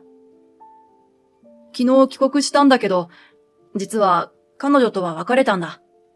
へえ、よく別れられたわね。せっかく捕まえた高収入の男をよく手放したなと思った。それが、生まれた子供、僕の子供じゃなかったんだ。え？どう見ても日本人の血は一滴も入っていないような金髪の赤ちゃんだったそうだ。それなのに、慰謝料を払うって言ったら心よく別れてくれたよ。いや、ちょっと待ってよ。なんであなたが慰謝料払うの？むしろ慰謝料欲しいくらいでしょ。いいんだ。彼女と彼女の子供や家族がそれで少しでも楽に暮らせるなら。ばっかじゃないの？ただのお人よしのカモではないか。もう呆れるしかない。ルミには本当に申し訳ないことをしたと思ってるんだ。それでさ、僕たちより戻せないかな。うちの両親もルミのこと気に入ってるし、今度こそ僕が君を幸せにしたい。はぁ？何言ってるの？私はもうあなたの大好きな不幸な女じゃないから、他を渡ってちょうだい。私はそう言って電話を切った。ケイタから時々泣き言のような LINE が入る。どうやらケイタは給料の大半プラス貯金のほとんどを彼女と彼女の肉親に渡していて、さらに別れるための慰謝料は親に借金して払ったらしい。両親や2人の兄からも呆れられ、親への借金を返済しつつ、肩身を狭くしながら実家で暮らしているとか。不幸な女を助けるために自分の親兄弟に迷惑かけるなんて本末転倒よ。そんなに人助けをしたいならボランティアでもやったら？私がそう返信すると、それから少しして、ケイタは勤めていた建築会社を辞め、福祉関係の職に就いてしまった。悪い人間ではないのだ。それはわかっている。もしかしたら転職かもしれないし、自分の甘さを思い知ることになるのかもしれない。私が実家に顔を出すと、父も母もすごく歓迎してくれる。先月お父さんと2人で温泉旅行に行ったのよ。お父さんね、またギターを弾き始めたの。私のために歌ってくれるのよ。そういう母はとても幸せそうだ。クズでダメな男を許してずっと待ち続けるなんて私にはできそうもない。それでも幸せそうな母を見ると、こういう選択もありなのかなと思う。罪滅ぼしのつもりなのか知らないが、父が出資してくれることになって、スカイツリーの近くに輸入雑貨のお店の2号店を出すことになった。店長は私だ。仕事と猫がいれば十分幸せって以前メイコが言ってたのわかるわ。でももしもこの先また結婚することがあったら幸せにしてあげたいって人より一緒に幸せになろうって人と結婚したいな。新しいお店の開店準備をしながら私がそう言うと、ルミったらやっぱりロマンチストね。と言ってメイコが笑った。メイコは仕事と猫がいれば幸せだって言ったけど、一つ訂正。仕事と猫と友人と家族がいれば十分幸せだ。人生まだまだこれから。とりあえず仕事を頑張ろうと思う。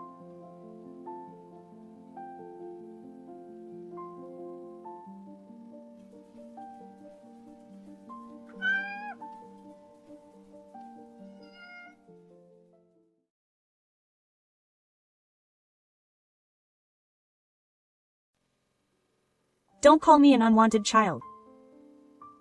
I love you, you cute and kind Suba-kun. I convey my feelings to my brave, furry nephew, who was abandoned by his mother and bites his lip to hold back tears. Dot. Will you make me your family? Haruka-chan. It's just sad to see her hesitant to answer, thinking she's an unwanted child.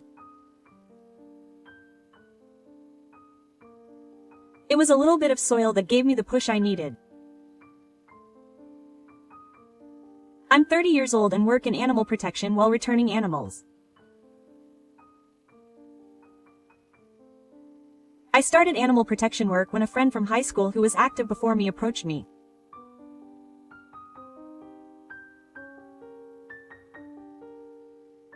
I've always loved animals, so I accepted without hesitation, but when I actually helped out, I encountered many scenes that were heartrending and made me cry.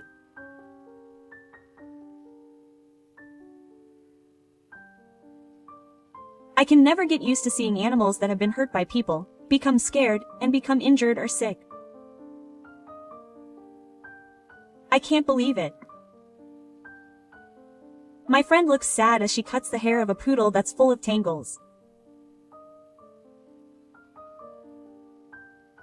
I agree, but I couldn't confess that there was someone in my family who would do such a terrible thing.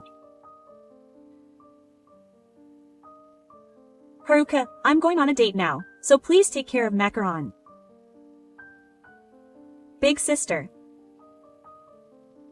On Friday night, when I returned to Abert, where I live alone, my sister was standing there with a 5-year-old boy and a dachshund. You know, big sister, I'm only going to have that plain guy come anyway. My boyfriend is a businessman. His job doesn't matter. Stop making a fuss and just take him. Look, a drunk man without even a change of clothes is thrown into the entrance. The same goes for Macaron the dog. Even so, we have so many dog supplies in our house that we don't have any problems because my sister forces one person and one dog into our house every week.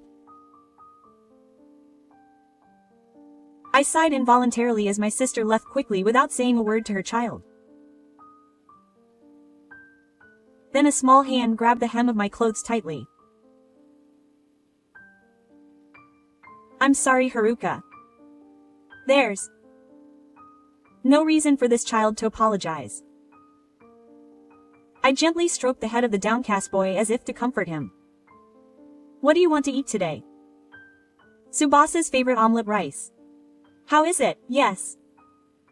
My grip on it tightened. I pulled his small head towards me too. My older sister, who is 2 years older than me, is beautiful, sensible, good at being spoiled, and sensitive to trends. And above all, she's autumn-like. My parents doted on my cute and spoiled older sister, and gave her everything she asked for. On the other hand, I was plain and quiet, so I couldn't attract my parents' attention, and even if there was something I wanted, they would say that I had my older sister's hand-me-downs, so they hardly listened to my wishes. My autumn-like older sister certainly kept asking me for things that were out of fashion. But none of them were to my taste, and my personal belongings were filled with things I didn't want. I really hated that, so when I became a high school student and was able to get a part-time job, I saved up my salary and bought a simple leather wallet that I had always wanted. My older sister often criticized me for being uncool, but I used that leather wallet carefully until I got a job. My sister's behavior of loving trends escalated even more when I became an adult. She bought a new phone every time a new model came out, and I thought she was getting her boyfriend to look at her luxury brands, but then she jumped on the fast fashion trend and bought up clothes from H&M. She went on a lot of trips to Korea during the semi-fashion boom, but then she got into soccer during the World Cup. My sister, who had been living her life following the trends like that, also entered her early 20s and saw a rush to get married around her. She said she wanted to get married too, married a soccer player she had just started dating, and gave birth to a child soon after. A year later, she got divorced and became a single mother. Just when I thought that a woman who doesn't rely on a man is the most wonderful thing, I bought a dachshund because I was lonely being alone. And now she is obsessed with a businessman who is running a pancake specialty store in Tokyo, and leaves both the child and the pet to him. I have a new and deep relationship with my sister, and honestly I don't want to get involved with her. Still, I obey her and take care of my nephew because he is a very good and cute boy. I love Haruka's omelet rice, and the way she smiles with ketchup on her cheeks is so delicious. At first, I had a hard time with Macaron because he had no sense of humor, but I'm an animal protection activist. As I showered love and care on him, he also became so cute. My boyfriend of 5 years, Shota, is crazy about them and even takes Tsubasa and Macaron to the park by himself. But if my sister finds out that we welcome them, she'll get carried away and things will definitely go in the wrong direction. So when my sister brings Suba and Macaron over, I try my best to hide my smile. However, one day, 6 months after I started taking care of Sue, my sister didn't come to pick up Tsubasa and the others even on Sunday night. I called her to ask her to pick them up as soon as possible, and she said she would come to pick them up if I took them to the nursery school the next morning. I was surprised at what I was going to do with Macaron, but I had no choice but to deliver Sue to the nursery school and head to work. However, in the evening, I received a call saying that the nursery school had not come to pick up Tsubasa and that they could not contact his mother. I hurriedly put Macaron in the car and went to the nursery school to pick up Tsubasa, then I rushed straight to my sister's apartment. I was shocked to see my sister open the door without any guilt. Why didn't you go to pick up Tsubasa from the nursery school? Oh. Because it was becoming troublesome. Ha. It's a child you wanted to have. Are you still a mother? Because you never thought that children and dogs would be so much work. Tsubasa and Macaron are much less work than the other children. They are good children. Even when I got angry with my face turning red, she just looked down on me and smirked. And then she said something outrageous to me. What? If you like it so much, I'll give you the child and the dog. I'm tired of it. If you don't mind my hand-me-downs, I'll give them to you. Ha. It was perfect. My boyfriend doesn't like children and dogs, so I thought I would have to give them to someone if I remarried. I couldn't stop my mouth from roaring when I saw my sister laughing with joy. Even if it was a joke, it was too disgusting, and when she said it, it sounded serious. I felt a chill run down my spine, beyond anger, at the remarks that I couldn't imagine coming from a human being. My sister's face quickly erased the smile as I tried to speak as if it were something like that. You're really a hypocrite. Raising a child isn't all about pretty things. Even mothers get tired and want to abandon their children sometimes. You're unmarried, so you probably don't understand. Ah, my sister's remarks are so out of line, but I can't say anything back. Because it's true that I've never raised a child, and I don't know what a mother with a child feels. Hey, if you're involved in animal protection activities, raising a child and buying a dog must be a piece of cake for you, right? My sister started laughing again, not knowing what was funny. At that moment, Tatsu-kun grabbed my clothes as I was stunned. His small hands were shaking, and he looked down and tightly closed his mouth to hold back his tears. Seeing her, I finally came to my senses. I have never given birth to a child, so I don't know how a mother feels. But I know that this child is an absolute victim, someone who needs to be protected, and that I am the only one who can do that. What I should do now is not to leave my sister to her own devices. I should protect Tsubasa's heart. I let out a small sigh and looked straight at my sister. That's right. If you don't want your sister, then maybe I should take Tsubasa and the macarons. Oh, really? I don't want to. I'm sorry for always giving you hand-me-downs. I say things I don't mean to my sister who says things I don't mean. It's fine. I'm always grateful for the hand-me-downs from my sister who has good taste. Oh, but are you sure? Even if you ask me to give them back later, they're mine. There's no way I'd say something like that. Don't cry and say you don't want them after all. Right, I'll do my best. Well then, Tsubasa, let's go to the macarons. I'll come and get your luggage next time, so please pack it up. Yes, yes. My sister closes the door for a long time. Not a word to Tsubasa and Macaron? I'm not sure if Tsubasa and Macaron will get upset and go back on their word, so I pull Tsubasa and Macaron and head to the parking lot. Tsubasa doesn't resist and sits in the car seat without saying a word. I'm sorry. I made the decision without asking Tsuba's opinion. I just can't forgive your mom. Haruka, your big eyes stare at me. I'm sorry. I'm an unwanted child. I'm always causing trouble for Haruka. That's definitely not true. Her small shoulders jump in surprise at my loud voice. It's no good. I don't want to scare you or make you feel guilty. I take a deep breath and speak as gently as I can. Even though we've become like this, I'm happy to be living with Tsubasa.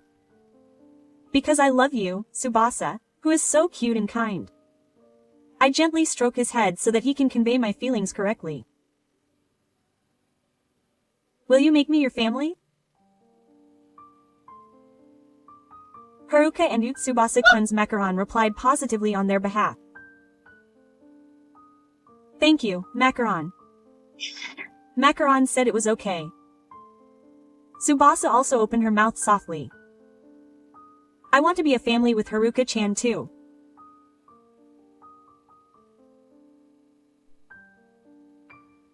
Yes, I look forward to working with you. When I smiled, tears spilled from Tsubasa-kun's eyes. Then I proceeded with the arrangement with Susa-kun before my sister changed her mind. I reported it to my parents, but they are in love with my sister, and Susa-kun is still their grandchild, so there was no problem. I also reported to my boyfriend, Shida, that I had become a small wife, and bowed my head, saying that I wanted him to be happy with another woman. but Sheeta said that if he marries you, he will have a cute son and a dog. He laughed and said that it was a good deal. And before welcoming Susa-kun, he proposed to us to become a couple. I had been planning to do my best alone, but my tense resolve was relaxed and I burst into tears. I was really grateful that his parents respected our choice. After that, the nursery school group was established, and Sue became my and my husband's son. My sister moved to her boyfriend's apartment with a refreshed look on her face. We also took the plunge and bought a used house in Takagai. There was a big park next to our house, and on holidays my husband played catch with Tsubasa there.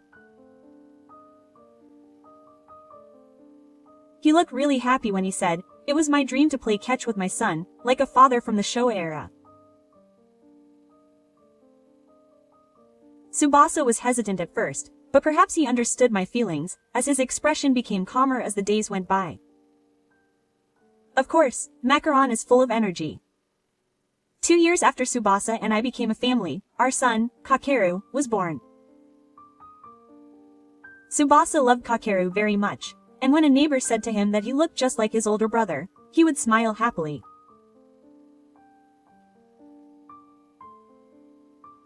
And at the same time that Kakeru was able to call us dad and mom, Tsubasa also began to call us dad and mom. In this way, we lived peaceful and happy days, and before we knew it, 10 years had passed. Congratulations on your graduation, Tsubasa.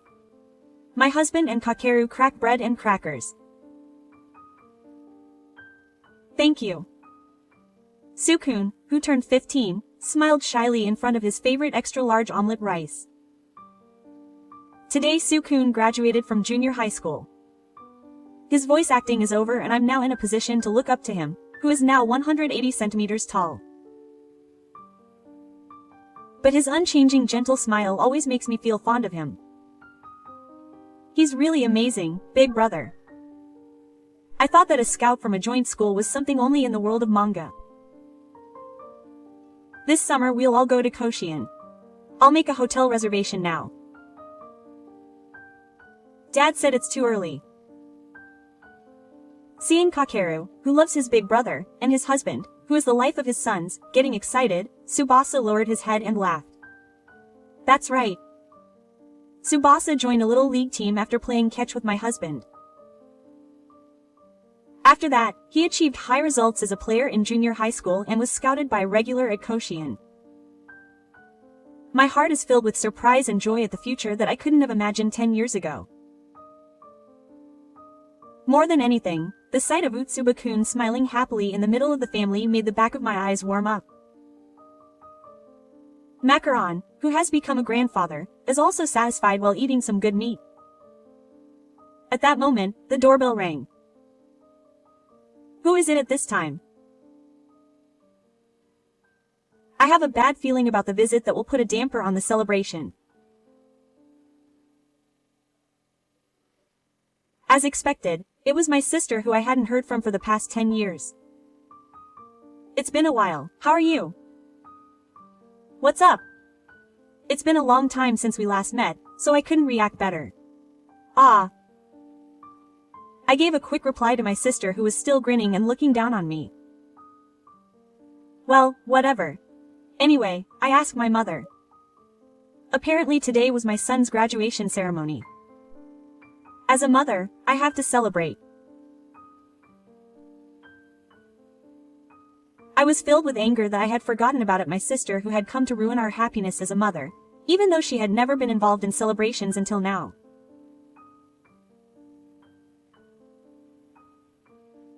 I know why my sister came to give me a straight answer, because my mother was complaining about it. The man she dated 10 years ago failed in business, and she didn't get along with the other men she dated after that. Apparently, no men approached her after she turned 40. My sister, who was obsessed with chasing trends in men, is not very good at work. Her friends around her have families and don't want to play with her. Her elderly parents are overwhelmed just by living. It seems that she has finally come this far and realized that she has no money or people to be by her side, as she has only been chasing new things and quickly threw away anything she got tired of. Suddenly, my sister became anxious and remembered that she has a son. She is really selfish all the way. Come on, let me in quickly. She's inconsiderate. I push my sister aside as she tries to enter the house, pushing her away as she stands a little. At that moment, my son, who was curious about the commotion, came running out of the living room. Mom, what's the fuss? Tsubasa. Ah. My sister pushed me away with a gleam in her eyes and hugged her son.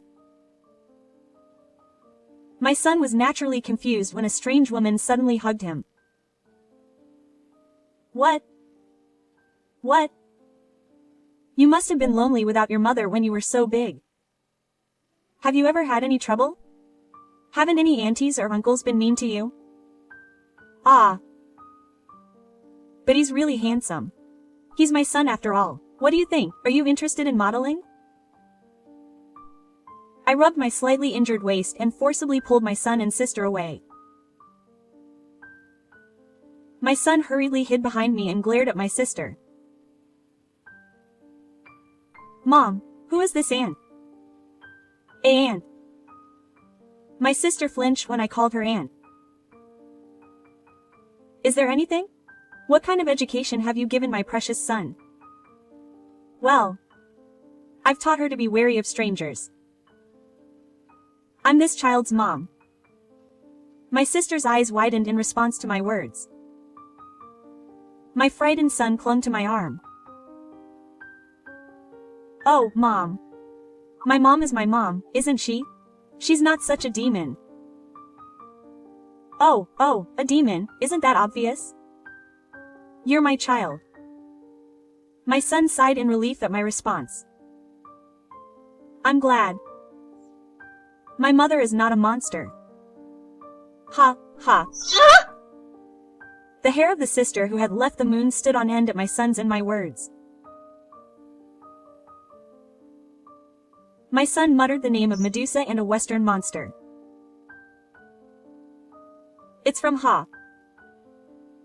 What? I've only taken care of you for 10 years, so move your mother and come here, Tsubasa. From today, you'll live with your real mom.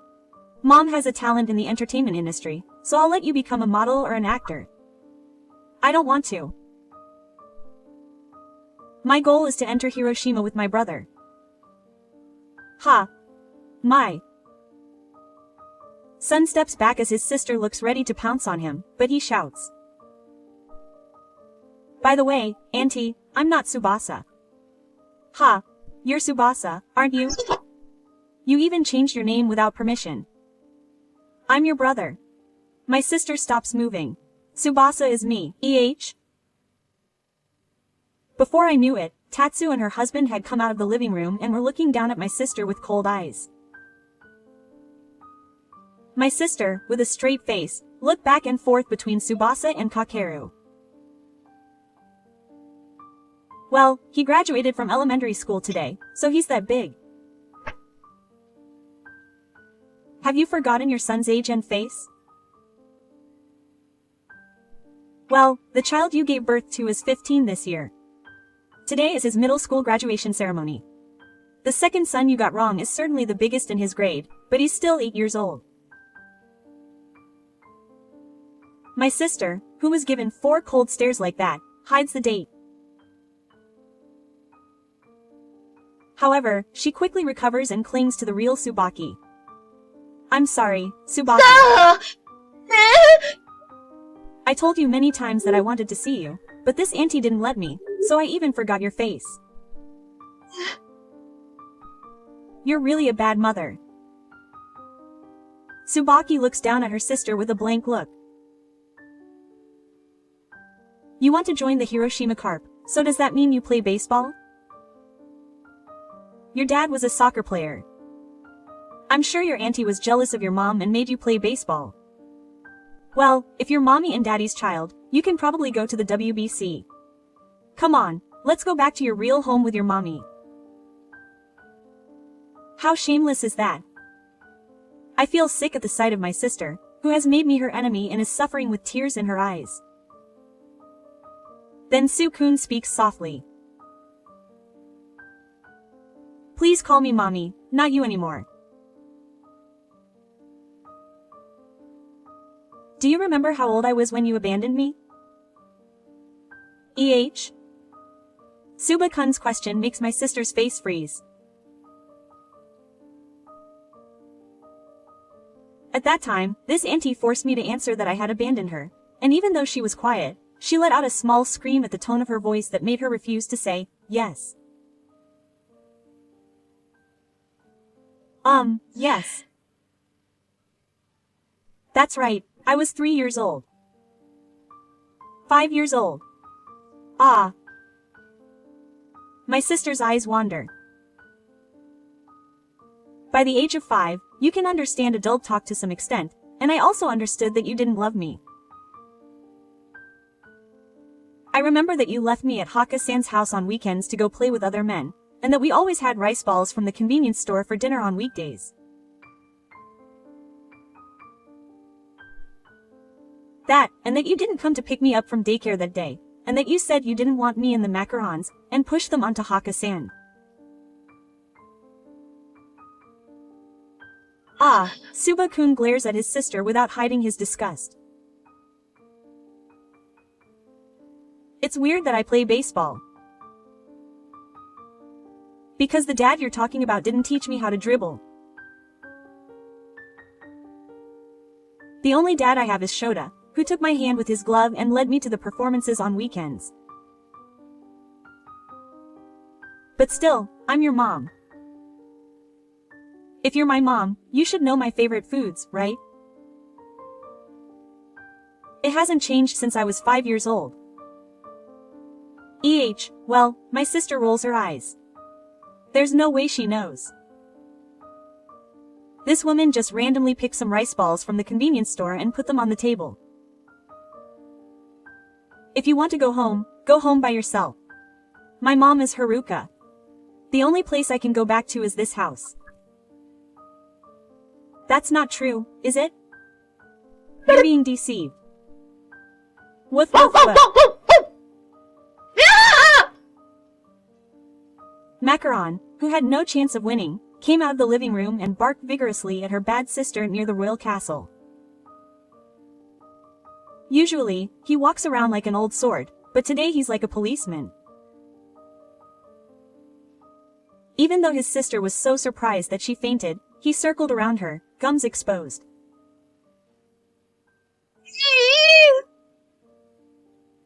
Unable to stand up, my sister slumped over, clutching her head. My husband grabbed her by the scruff of her neck and tossed her away. Dad, Mom. Soo-kun, who was strong for my sister, looked at us with the same eyes as he did back then. So I patted my beloved son on the back for choosing us and laughed. Now, let's start the party over. It's a celebration of our precious son.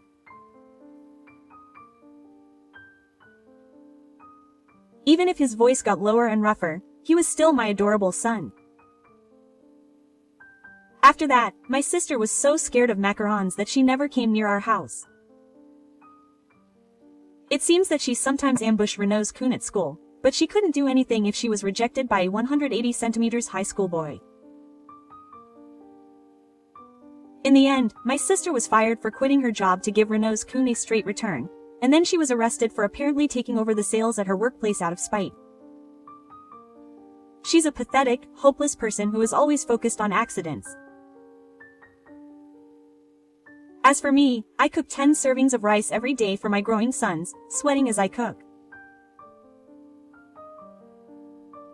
I'd be lying if I said it wasn't hard, but just seeing them happily eating their meals fills my stomach and my heart. Every day I feel proud of myself for making the right choice that day.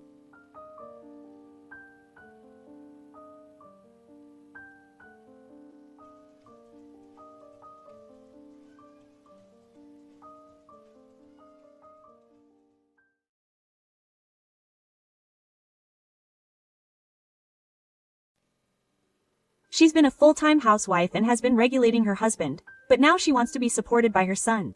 This incompetent daughter-in-law. Damn mother-in-law who scolds me in front of all the relatives. Mom, I'm sorry I married such a woman. Even now, if I switch to a younger wife, I'll have no patience for my husband who pleases my mother-in-law, and my son who takes advantage of her husband. People like this are not family. I'm going to end it all today. I'm Masako, a 47-year-old full-time housewife. My husband, Yukio, is 49, 2 years older than me. He's in the prime of his working life. Our 22-year-old son, Yoda, is about to graduate from college, and we're finally going to be able to put a stop to child rearing and live a relaxed life together as a couple. But the reality is not so sweet. But what's bothering me is my son, who is about to finish college. Mom, take a bath, take a bath. Today, my son woke up in the afternoon and called me right away. Hey, if you want to take a bath, can't you do it at night? Take a bath when I and Dad are in, otherwise the hot water will be wasted. I want to go in now. Black is the best when you wake up. Morning. It's not morning anymore. I'll give you 100 steps and say you can go in now, but in my house, you can easily turn on the water with one button. Just don't forget to put the lid on the bathtub. I was going to do some housework in between, but Yoda suddenly got angry and kicked the wall. Who are you talking to? I'm a genius glamour model. You can't survive without my income, so don't get carried away. I heard my son's abusive words and I was taken for a fool. How did it come to this? He was originally a child who was easily influenced, simple, and not good at thinking deeply about things, but I loved him and showered him with love and raised him with care.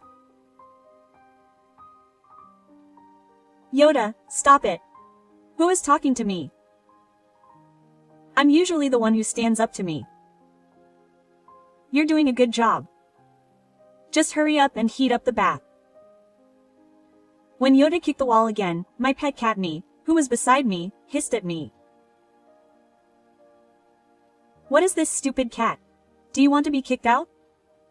Stop it. Me is an important family member to Yoda. Ha! There's no way a mere cat is family. If you don't want that cat to be kicked out, hurry up and give her a bath. Yoda retreated to his room with a thud. I gave her a big bath, thinking that I wouldn't be able to stand it if Me did something to me. It was a few months ago that Yoda's attitude changed drastically. Yoda had been glued to his smartphone since he was in high school and seemed to be posting something enthusiastically. Then, around the summer of his 4th year of college, he suddenly started talking about things like buzzing, projects, and PR, and whenever he opened his mouth, he would say things like backquote, I'm a genius god, and backquote, I'm a god who calls me a god and makes me live a rough life. I'm not very familiar with SNS, but it seems that he's become a big deal on Instagram. It seems that his monthly income has finally averaged about 700,000 yen for the past 3 months. Apparently there is talk of publishing some kind of book, and even recently he was saying that he still has a chance to become big. Maybe it's because he's at that age, but Yo's self-consciousness has grown in an instant. He looked down on his classmates from the same university, looked down on adults working in society, and finally started looking down on his parents. He has also started to openly laugh at me and my husband, and sometimes even insults us, and I'm worried every day about what to do with this group of only sons. He's already 22 years old, but he's so arrogant about the world, so where did I go wrong in raising him? I spoiled him too much. Oh dear. As I prepared dinner, listening to Yo's flower song in a good mood and feeling fed up, I thought deeply. It's more my husband than me. It may be an excuse, but I've been pretty strict with my son, and I thought I've taught him morals and manners every time, but my husband, Yukio, wasn't like that. I'm back. Hey, Masako, when my husband comes home at night, I'm called to the front door right away. He says that I should show my respect for my husband who is working outside. Yes, welcome home. Dinner is freshly made. I'll heat up the bath soon. Yes, I'll wash the lunchbox in the house too. And I have to iron my suit by tomorrow. Yes. Yuki admires a capable man. My mother-in-law has been overworked, so she obeys him arrogantly. But I know that she doesn't have much capacity and no initiative, so she's not very well received at work. To be honest, the salary wasn't good, so I asked her to work part-time or full-time, but she was adamantly against it. So, as a housewife, I cut back where I could, and did my best to make sure my son, Yo, could go to college without any inconvenience. Whether he knows my struggles or not, my husband is trying his best to make me feel better today. Hey, I didn't iron my clothes properly. And what's with that lunchbox? Isn't it too small and bloody? Oh, but don't eat frozen food. It's not cool.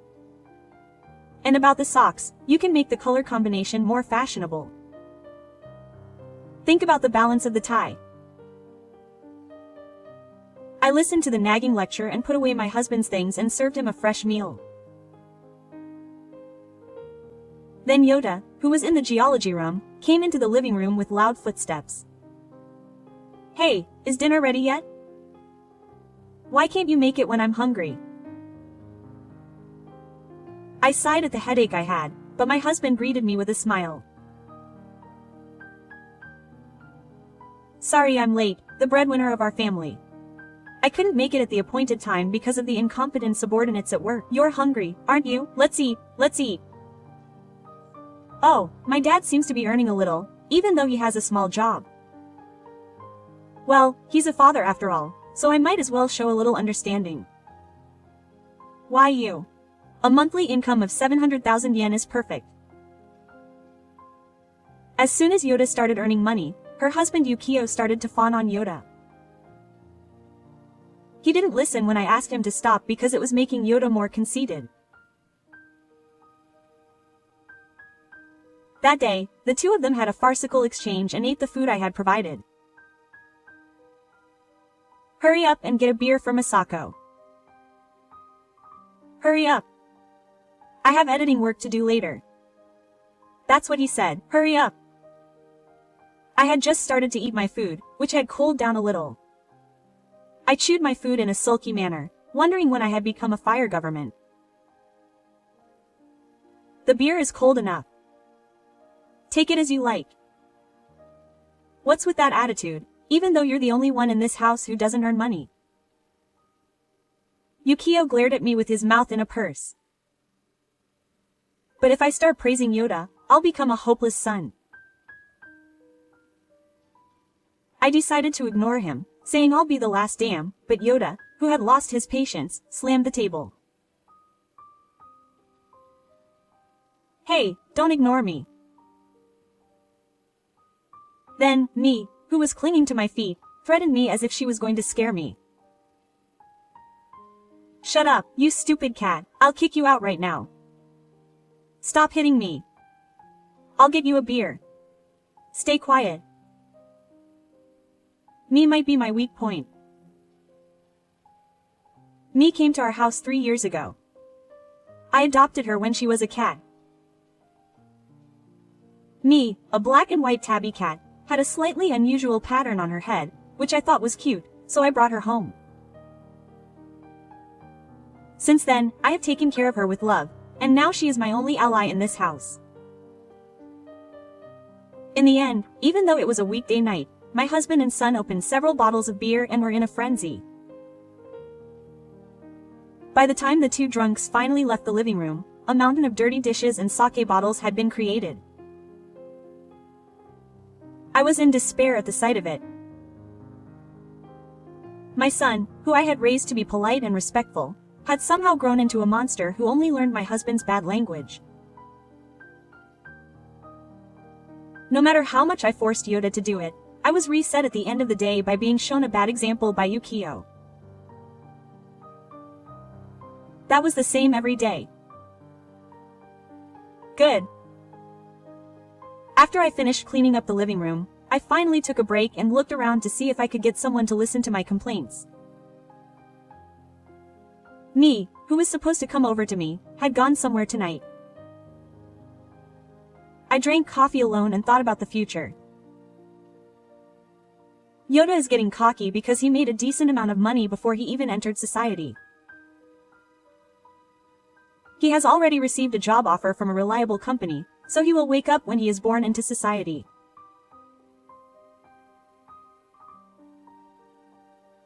I encouraged myself by saying that I would just have to be patient until Yoda graduates and starts working at the company he was accepted into, and told myself that I would have to keep repeating the strategy of beating my guts out until then.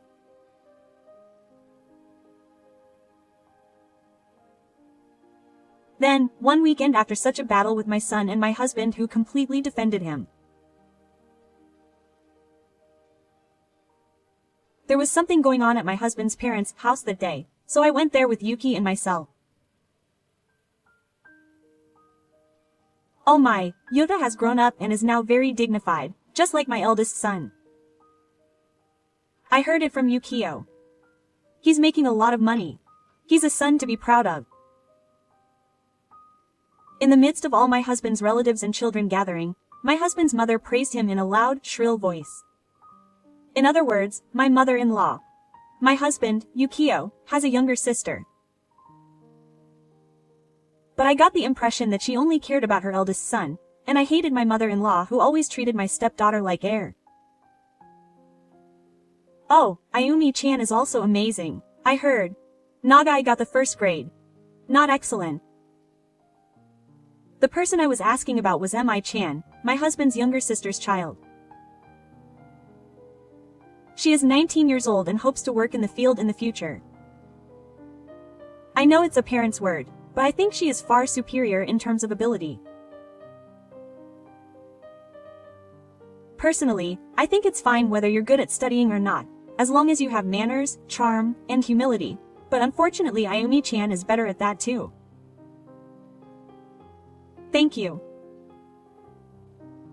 I'm glad you studied hard and got it. Hikamu Hayama's mother-in-law didn't say anything to Yumi-chan. Nagai. Can you earn money right now? I think she earns 700,000 yen a month. That's amazing, considering you're a student. I hear you're supporting a family, aren't you? Ayumi-chan may be working hard, but it's not for her. If you take a test, a certain number of people will pass. In the end, you're not breathing normally. Not bad, Grandma. Dad, it can't be helped that ordinary people are obsessed with qualifications and exams. I'm a one-of-a-kind genius, and I'm doing amazing things that Ayumi-chan can't possibly understand. Don't compare me. My mother-in-law and husband suddenly belittle Ayumi-chan. Yoda also joins in and suddenly berates Ayumi-chan. I can't believe he started treating his cousin, who's been close to him since childhood, like that. Ayumi-chan and Yoshimai-san let it go with a bitter smile and tried not to make the atmosphere bad, but I couldn't stand it. I have to tell him now, even if I'm going to ruin the atmosphere, but I have to tell him. Yukio-san and you guys have been acting pretty bad lately, but isn't it rude to do that to Ayumi-chan? It's not like people who make money are superior. Yoda is doing his best. Ayumi is doing her best too. Why are you being so rude to Amy when we were just having that conversation? Mom, please don't praise her so much. Lately, Yo has been getting too cocky and it's causing trouble at home. I was really nervous, but I had to give my mother-in-law a favor, so I clenched my fists under the table.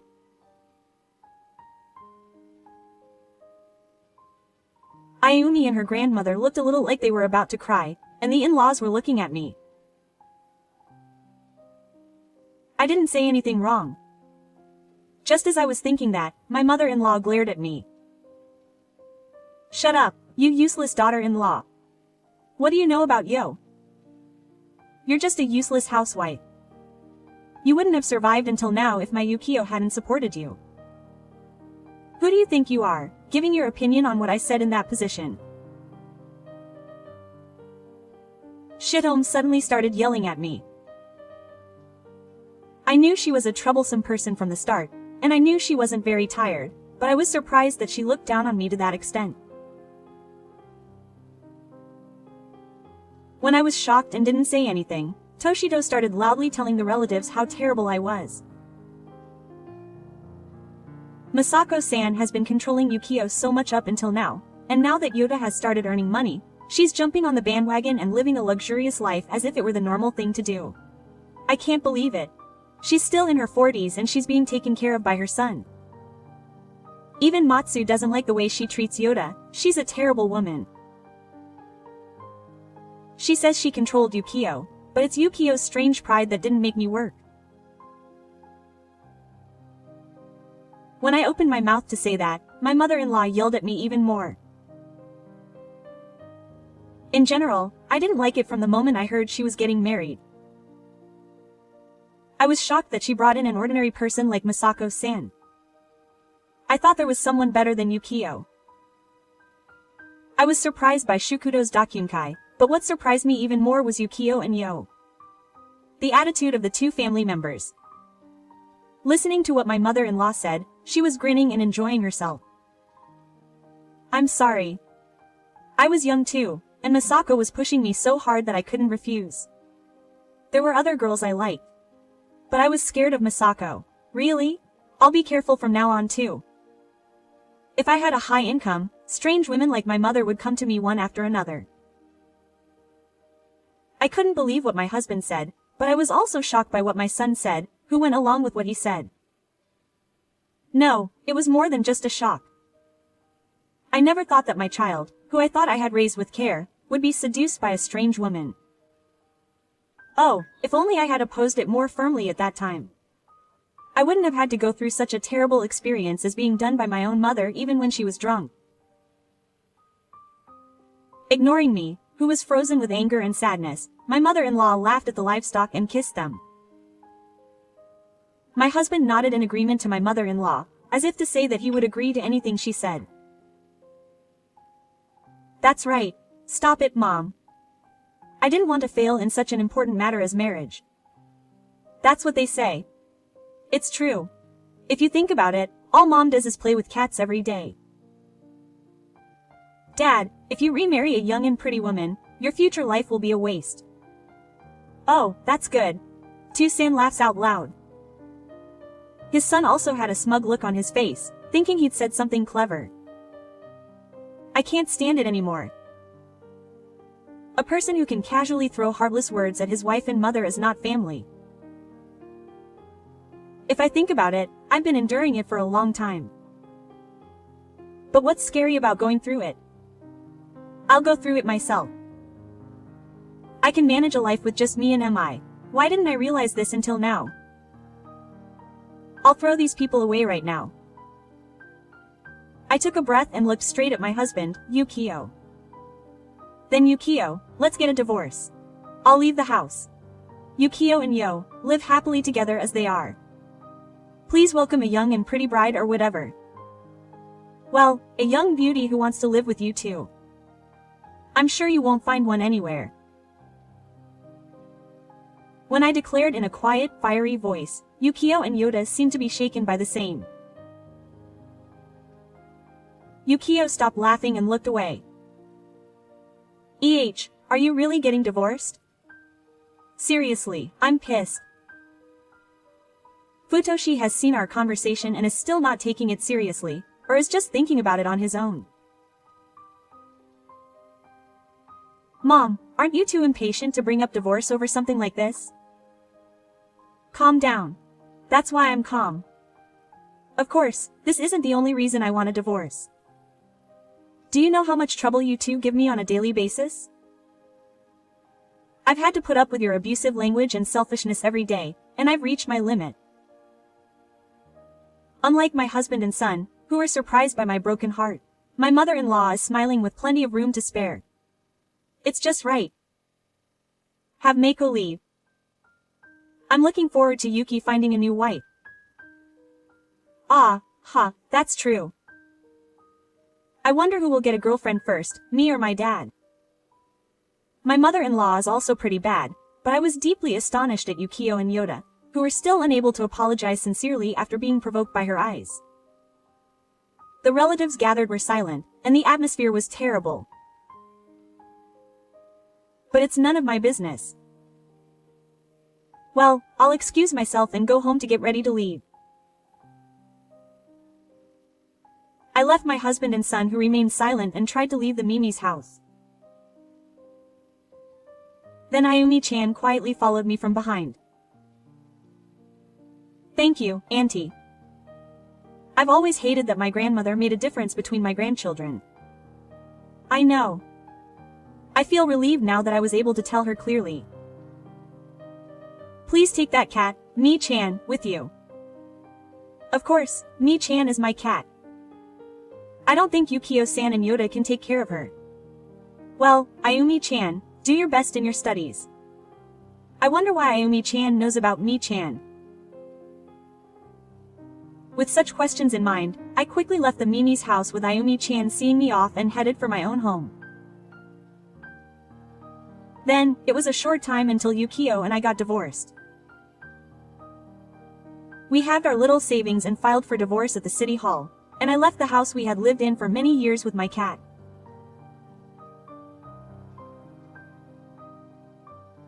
For some reason, Yoda was worried about me, asking if we were really going to take the cat, but when I asked him if he could take care of her, he sent me and me off in silence. So I started a quiet life with me and our pet in a small apartment. I found a part-time job, and with some difficulty I learned the job, and worked hard, and when I came home, I was greeted by me and my favorite furniture and tableware, and it was more comfortable than I had imagined. 3 months after I started living alone with my pet, I suddenly received a persistent call from my son Yo. Even though we were divorced, we were still father and son. I made sure to contact him in case something happened, but when I called Yoda back without much enthusiasm, he answered immediately, and I heard Yoda's voice, which was frantic. Hello, Mom, please make a meeting. It's getting dangerous. Huh? What? When I was at home, I didn't love you, and I knew about it. It was good when I was at home. Anyway, before Mita finished speaking, there was a rattling noise, and then I heard Yo's voice saying, "Whoa," followed by my ex-mother-in-law's voice. It's Masako. Help me. Please come back to this house right away. Don't say what you want. Tell me. I heard Yo's angry voice and the phone was cut off. I could have ignored it, but if there was some trouble and it became irreversible, it would be a bad aftertaste. In the end, I was kind enough to ask me for the Oris version and headed to my former home. The front door is open, but is it okay? When I arrived at the house where my ex-husband Yukikaze lives with Yo, I pressed the intercom but there was no response, and the front door was half open. I peeked inside timidly, and was speechless at the mountain scenery that spread out before me. As far as the eye can see, the entrance and beyond are piled with things in a mess, and there is barely any room to step, but there seems to be a hint of bad habits. I mustered up my courage and entered the house on tiptoes into the living room. Masako-san, you've come. Help me. These two are a mess. In the living room, my ex-mother-in-law was standing there with a pale face. My ex-husband Yukio was lying on the sofa, which was covered with a lot of clothes, and Yo was sitting on the dining chair with a sulky look on his face. On the table, there were piles of empty containers of convenience store bento and takeout beef bowl. It seems that this is where the hint of bad habits originated. Since Masako-san left, I've been called in 2 or 3 times a week to clean up the house. But Yukio and Yo make the room so dirty that it's not enough. What should I do? Masako-san, how on earth did you live with these two? Hey, Mom is exaggerating. Taka is doing the housework. It's not something worth crying about. You should just get it done quickly. That's right, Grandma is making a big deal out of it. There's no way that an older grandma can't do what Mom did. Maybe she's not being creative enough. This is what she does to her ex-husband who throws things at her. Maybe Yukio and Toyo have no human feelings. I'm glad she left quickly. It must be hard to think that. I was about to leave when I told her to do her best, but her ex-husband Yukio stopped me. Oh, Masako. Oh, so what? Is everything going well? You're crying because you're lonely, right? No, that's not true. No, you don't have to be strong. If Masako really wants to, I'll start over with Masako. Well. Oh, well, if Mom wants to come back, I'll accept it. Mom seems to be able to do the housework a little more efficiently than if I ask Grandma, and I'm tired of convenience store food. What a bunch of guys. You don't even seem to regret it. I can only think that your character is rotten. I glared at Yukio and Futoshi with a wicked look. Now that I'm living alone, I've finally realized what a truly happy life is. Would you come back to a house like this even if you ask me to? Why is Yukio at home at this time on a weekday? Well, I quit that. I quit last month. Ex-husband said helplessly, completely losing his mind. I was surprised by his appearance and what he said. You quit your job? Why? But, since you started earning money, it would be stupid for me to work. I'll be 50 next year, and I want to take it easy. Who was it that laughed at a full-time housewife along with her mother about 3 months ago? When I asked, I heard that the people at the company didn't even try to stop him, so I know what my ex-husband's value as a member of society is. But, after Meiko left, I only had shirts and other things that were worthless, so it was hard to go to work. Oh, right. I don't want to hear your excuses. Yoda, do your best to support your unemployed father. Why did I continue to support such a man for decades? I turned around with pity and anger, and Futoshi glared back at me with a sulky look. Why didn't you bring your cat, Amai? I can't make money without her. What? What's going on? According to him, the photo of MI that he posted on SNS happened to be seen by many people and gained fans. Then, the heart-shaped pattern on Mi's forehead and body became a big hit as a cat that brings happiness. Then, Yoda introduced MI as a former rescue cat who was very wary, but he became attached to her with his devoted care. Now he introduces her as a companion and enjoys the attention of SNS customers. He also sold happiness-bringing pendants and love-making charms using Mi's photos, and had a good time for a few months. I see. So MI was caught by Yoda when she would disappear in the middle of the night.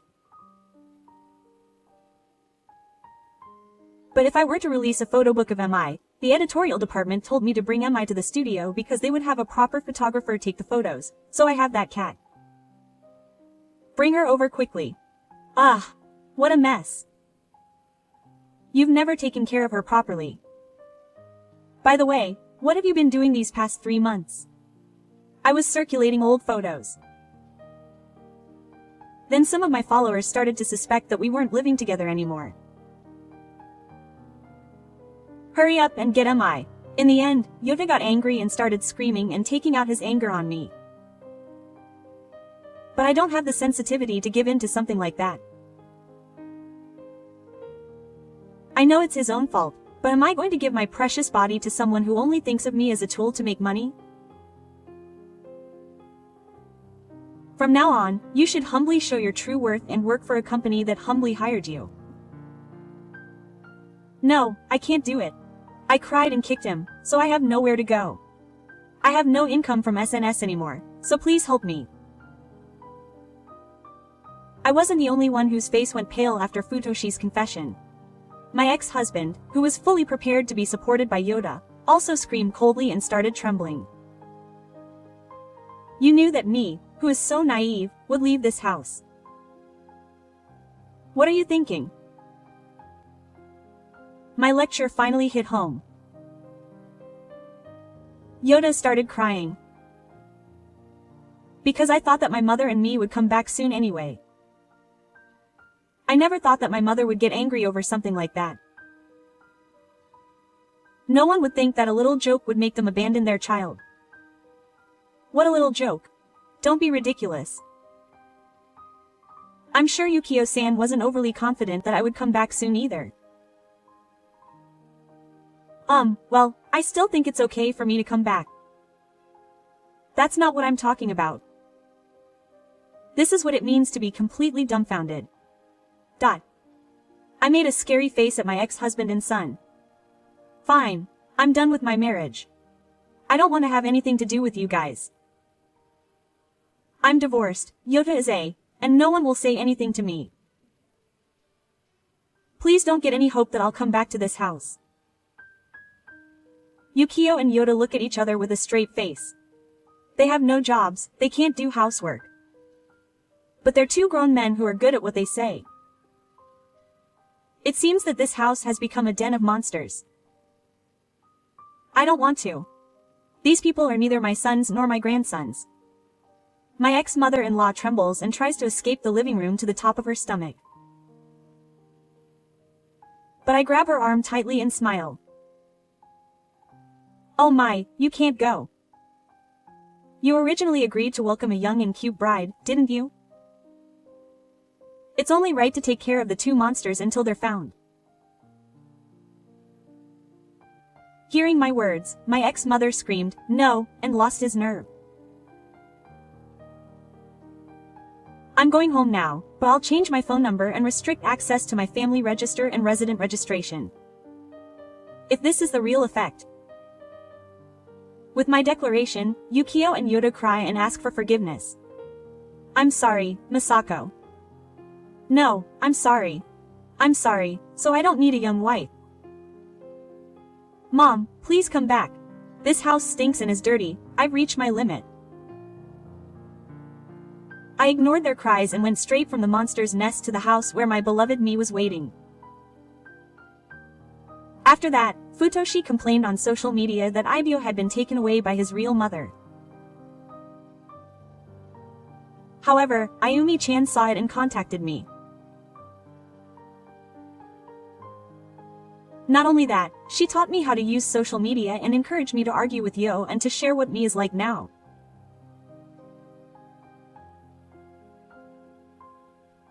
My son has never taken care of me and was using me for money. When I posted that we are now divorced and living together, the post went viral. Some people who had originally seen Futoshi's post were suspicious of his lack of knowledge for someone who owns a cat. Yoda was attacked by the attack and disappeared from social media. Yo ended up finding a part-time job in the neighborhood after graduating from university. She has a complex about her friend being a respectable member of society, and after looking down on her so much, she doesn't want people to know about her current situation, so she stays at home except for her part-time job. Her ex-husband Yukio, who laments his son's future, is actually in a similar situation. He quit the company he had worked for many years for personal reasons when he was just before turning 50, and his final job is in Minami-U.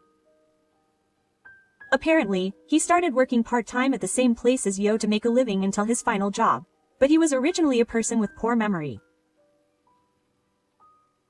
His son found out that he was incompetent at his part-time job, and he would argue during training time, so he would be scolded by the other employees every day. The house where the two of them returned to is extremely dirty. So the two of them ended up staying at the ex-mother-in-law's house. It was the ex-mother-in-law who cried.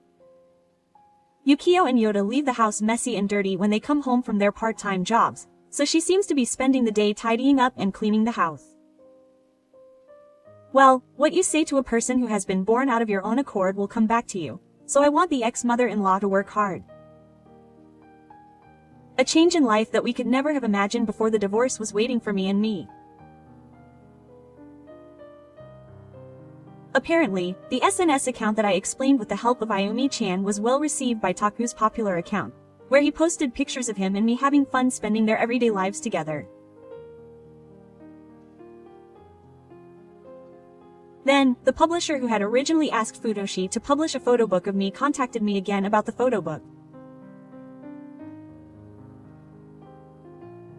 I published the book hoping that many people would see me's cuteness, and as a result, me and I suffered a fair amount of damage, with sales reaching 10.5 years, but to be honest, I'm not interested in other luxuries as long as I can protect me's peaceful life.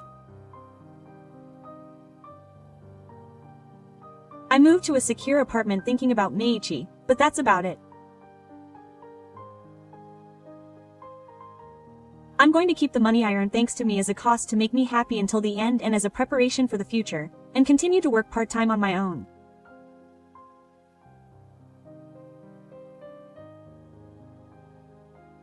Working until I'm exhausted and coming home to me happily welcoming me is the best happiness of all. Thank you for bringing me happiness. Minya. She cried happily as I stroked her heart of expectation.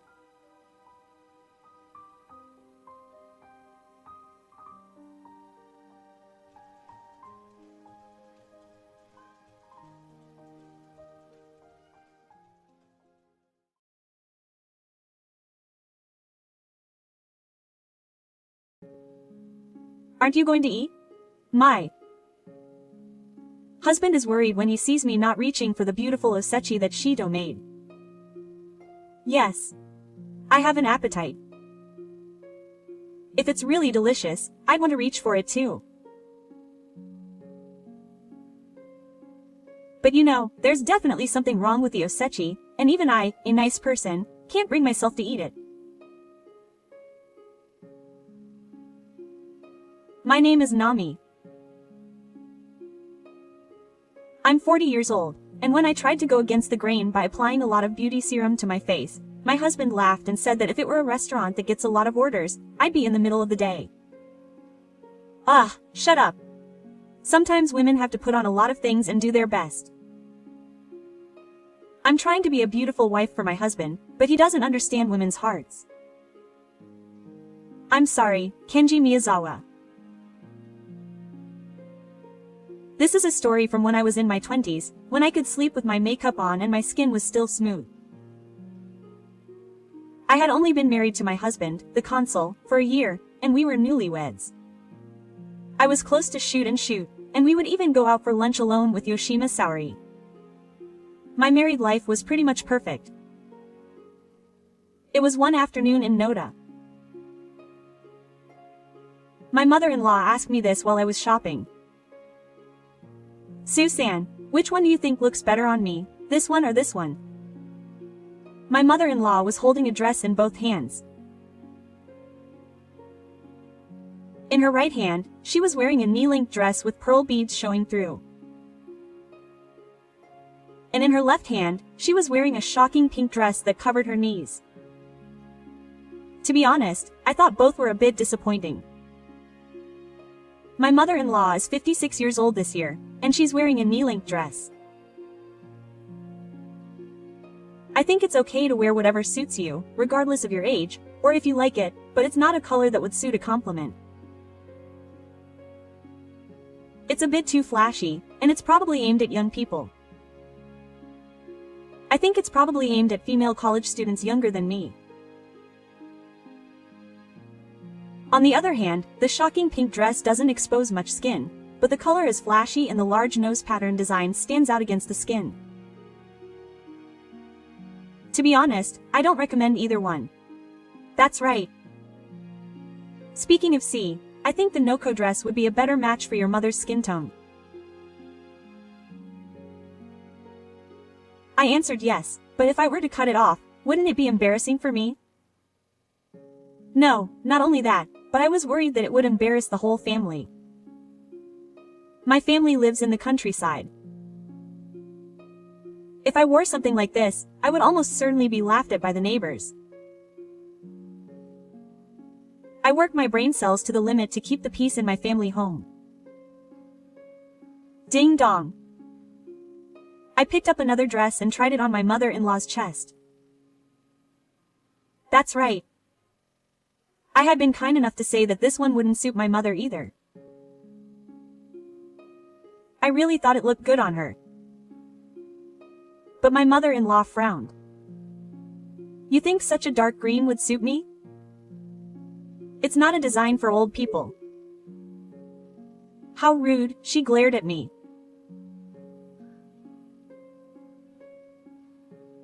Dark green was the moss green that was popular that year, but it was a color that could be worn by a wide range of people, from young people to older women. The design I chose was an ankle-length dress, but it was definitely not a design for old people like a skirt. I chose a design for my feet with a lace pattern that was calm yet feminine, but it didn't seem to appeal to my mother-in-law. In the end, my mother-in-law grabbed the shocking pink dress, which was the most youthful design of the three, and headed to the cash register. Thinking back, this was a quiz. Shido had prepared the correct answer from the beginning. The answer was a pink one-piece dress. I gave the other incorrect answer. She was someone who liked miniskirts and usually only chose designs aimed at young people. However, she was by no means slim and didn't do much to improve herself, so young people's fashion didn't suit her at all.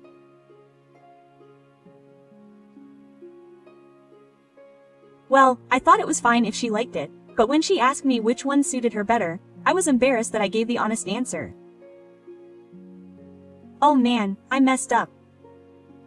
After that, my mother-in-law started treating me harshly.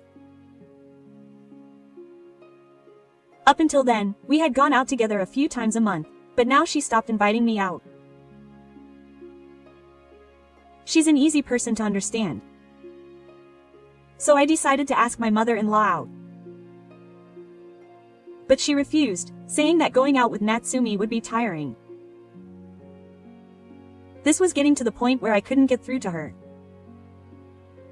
Having said that, I felt it would be rude to apologize for the one-piece dress incident, so I was at a loss as to how to respond. When I talked to my husband about it, he said, "No, we were also wondering about your mother's outfit, so it was good that you gave us an objective opinion." He actually took it as a sarcastic remark. More than that, I wanted advice on how to make up. While I was waiting, it was decided that I would be restricted from visiting my parents' house at the end of the year. When I used to visit my parents' house frequently, I could have easily gone along with the restrictions, but since our relationship had become strained over the past few months, I felt reluctant.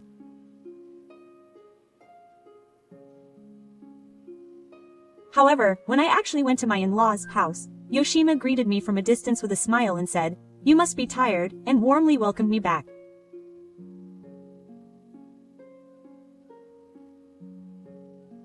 Shudo, who I had been worried about, also said, "It's been a while," and was in his usual mood as if there had been no trouble. That was good. I was relieved that perhaps time had healed everything.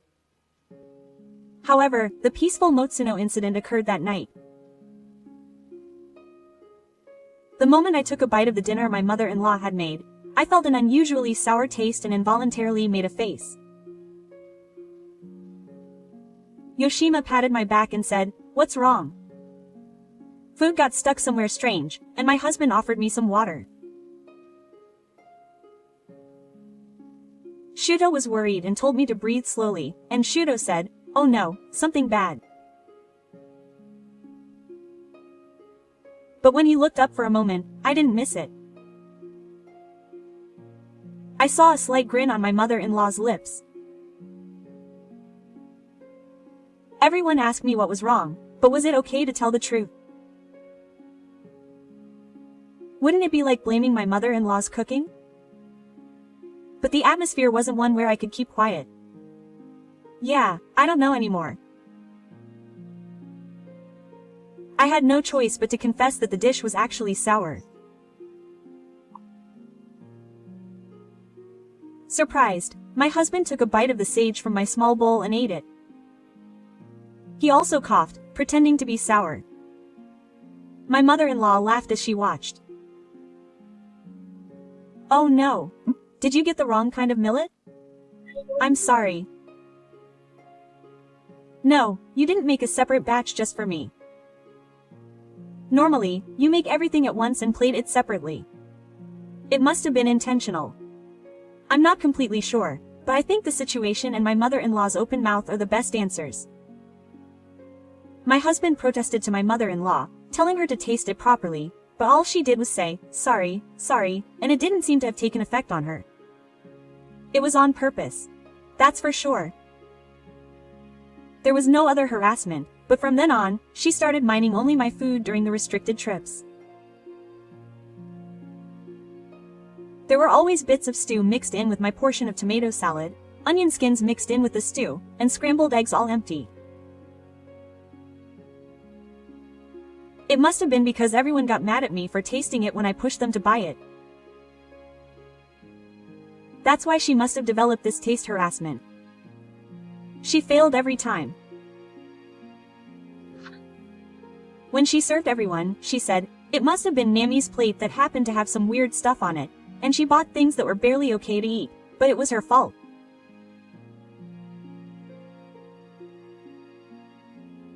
The taste didn't seem very good, and at the worst, almost the entire brown part of the stone-loving part was used in the soup.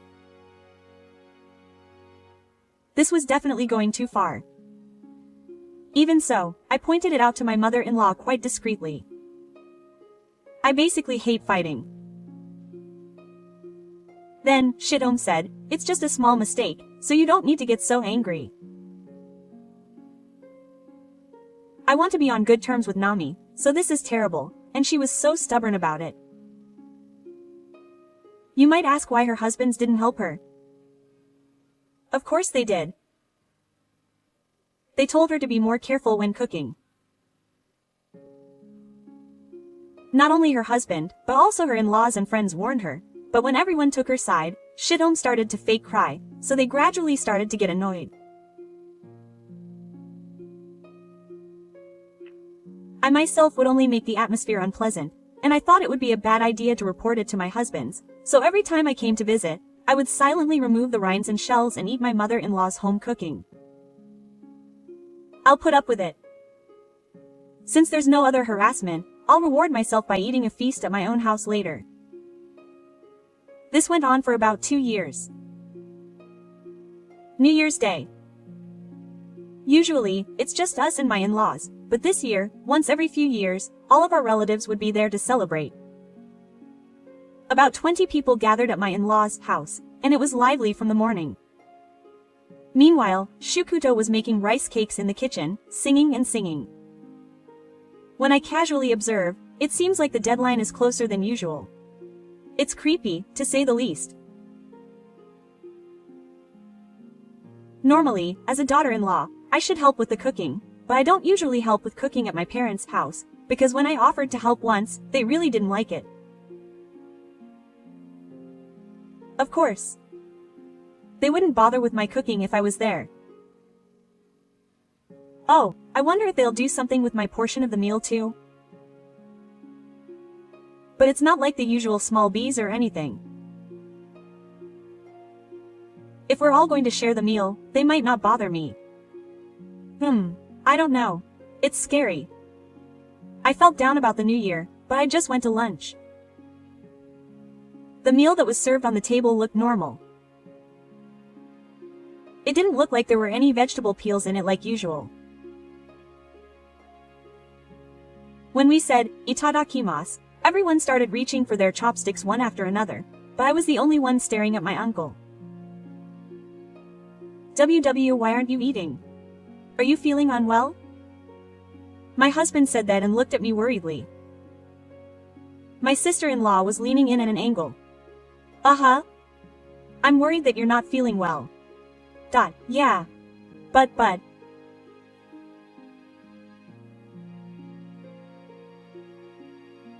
Sensing that I wanted to say something, my husband and in-laws stopped eating. And before I knew it, I had blurted out the forbidden words. Because my food is always the only one that gets mined. I'm scared that if it doesn't look mine today, it might taste terrible. Hey, don't say that. Big sister. You can't tell the truth. Huh? What's with my husband overreacting to my words and getting flustered? Everyone has noticed that my food gets mined by now, right? It happens all the time, so there's no need to get so flustered. Mom's cooking has always been bad. If I tell her the truth, she'll get upset, so I can't tell her. Huh? I was dumbfounded when I saw in-laws panicking. Right then and there, my mother-in-law was standing behind in-laws. My mother-in-law was also pale and trembling. My mother and my husband were speechless. Then my mother-in-law said, "You're saying that other people's cooking has always been bad? What rude children." Quote. I was furious and said, "I won't make you any more." "No, I'd rather you didn't make it." My husband spoke his true feelings as if he had given up. That's right. Whenever people gather, I agree with him and say that takeout is fine.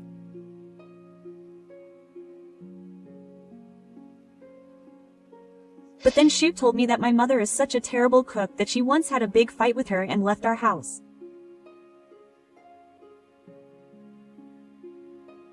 Apparently, my mother-in-law is a terrible cook. And she doesn't even realize it. What's more, she adds her own touches to the food, so apparently the food used to be even worse than it is now. Shoot continued to eat it silently out of kindness, but her young husbands refused. Feeling bad for asking her to make delicious food, Shoot ran away from home for a week, and somehow managed to get her to come back by apologizing to everyone. After that, they couldn't say that the food was bad, and they all skillfully praised my mother-in-law and convinced her not to add any touches to the food, and somehow they were able to make edible food again. Judging from how Shido had been happy every time I took the skins and shells out of the food, it seems that the reason he had been buying the river and excessive nests for my meals was intentional. However, it seems that the bad-tasting food that I had thought was a form of harassment was just the worst. Since everyone else was eating the same bad food, it seems that he didn't think I was being harassed. Apparently, in the past, it wasn't uncommon for vegetable peels and eggshells to be bought in dishes even though they weren't intentional, and the Shitos all thought that I had made a mistake because I had made a larger portion of food than usual. I finally understand. If that's the case, it's no wonder he didn't notice that I was being harassed. There was a more fundamental problem. Rather, I'd like to thank him for pointing out that it could have made Todome angry. Yes, when I told my husband at home that I felt like my mother was harassing me, he said that I was overthinking it. Was I swept away? At that time, I thought she was unreliable, but that was really overthinking it. Because she's always there. That's probably what he thought. A noisy husband and Yoshimai. And as the relatives watched the exchange between the mother-in-law and the mother-in-law, they laughed and said, "Well, it must have been hard to say, but I guess we all thought the same thing." They were drunk, so their words were muted. The mother-in-law's face quickly turned red and she went crazy, thinking, so everyone has always thought my cooking was bad? But no one answered the question and just looked away from the mother-in-law. This silence was the best answer of all. No, it's not bad. It's not bad, is it? Nami's cooking was just a little mind. Of course, Nami's cooking is bad. But her usual cooking should be good. Hey, someone, say something. The more the mother-in-law raised her voice, the more everyone kept their heads down and sipped their sake in silence, avoiding eye contact with her. Even though it was New Year's, the atmosphere felt like a party. No, more than that, you casually confessed to minding me, but maybe your tastes can't be helped, but you should stop trying to look too young when it comes to clothes. Or rather, try to look at yourself a little more objectively. Mom. My husband's words made Yoshima realize that the neighbors are laughing at you.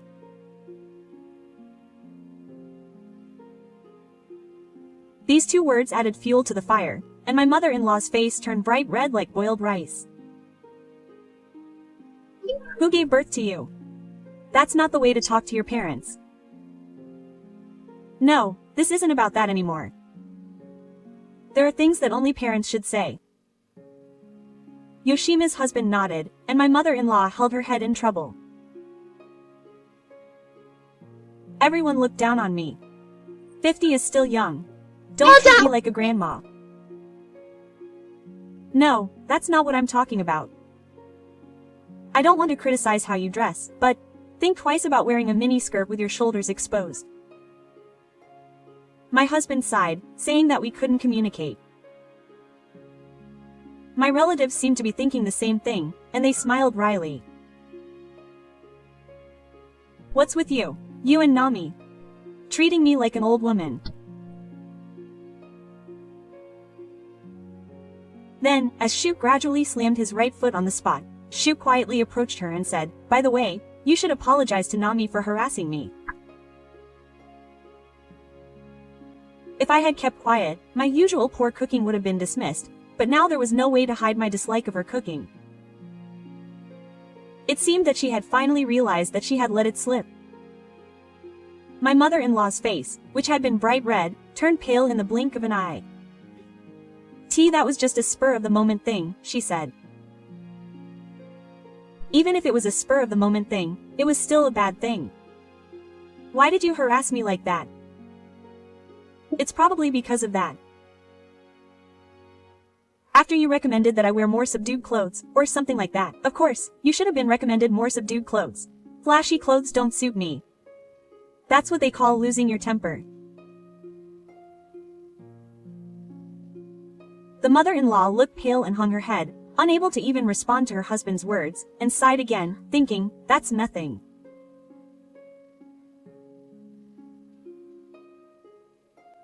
Seeing her expression, she thought, no matter how close we were, I'm still Tokusaki's mother.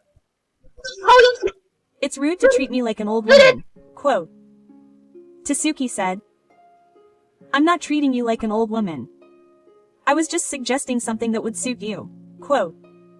She definitely didn't mean it that way. She looked down on me and said that young people's fashion wouldn't suit me. Nami-san will never apologize. With that, the mother-in-law turned away like a child. Needless to say, everyone was shocked by her childish attitude. In the end, the relatives who felt uncomfortable that day went home with the commander, and we also canceled the restrictions and returned home, but on January 3rd, she suddenly came and told us, I've decided to separate from your mother. Apparently, he had a talk with Khan about how he wanted to make her reflect on her actions after that incident and that she hadn't reflected on them. However, Shito not only refused to acknowledge his faults, but began to act defiant, and it seemed that Shu was cold towards him for not taking her side. She realized that he was not fit to be her husband. Those words caused her to become as kind as a Buddha, and they decided to separate. It took about half a year for Shuto to finally reflect on her actions. On the day he came to apologize to me, he asked me to help him with his relationship with his father, but was his apology to Natsumi motivated by his desire to help him with his relationship with his father? Then he said, "I'm sorry, but I won't cooperate and I won't forgive you," and her husband replied. His mother-in-law tried to help him, but she didn't think her father, who was already furious, would change his mind. She said that she felt sorry for him and told him to try his best as a couple. As a result, Shudo, who had become isolated, could not be changed, and about half a year later, the divorce was decided. It seems that angering Shudo, who had treated her as a wife even though she didn't eat, was a lucky month for Shido. As a housewife with no savings, she tried to rely on her in-laws, but refused to live with her mother-in-law because her in-laws, who had married around the same time as her husband's divorce, would not want to live with her. Well, that's to be expected. In my case, my husband is still angry with my mother-in-law for her behavior, so we have not taken her in, and she is currently living with my sister, with whom she has had a very bad relationship since childhood. She has not been given a proper room, and apparently lives in a warehouse-like annex that is drafty and prone to rain. I think it's a bit strange, but as the saying goes, if you curse someone, you'll end up digging 2 holes. As for me, I am currently working out at home to tone up my body, which has grown quite a bit since I have 2 children.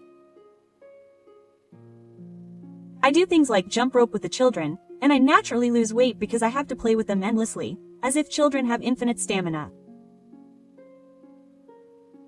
All that's left is to fix the sagging skin on my face, so I am desperately applying beauty serum to it. She has been kind to me ever since. On the weekends, he takes us hiking with the kids, and sometimes when he has a day off during the week, we go on dates while the kids are out.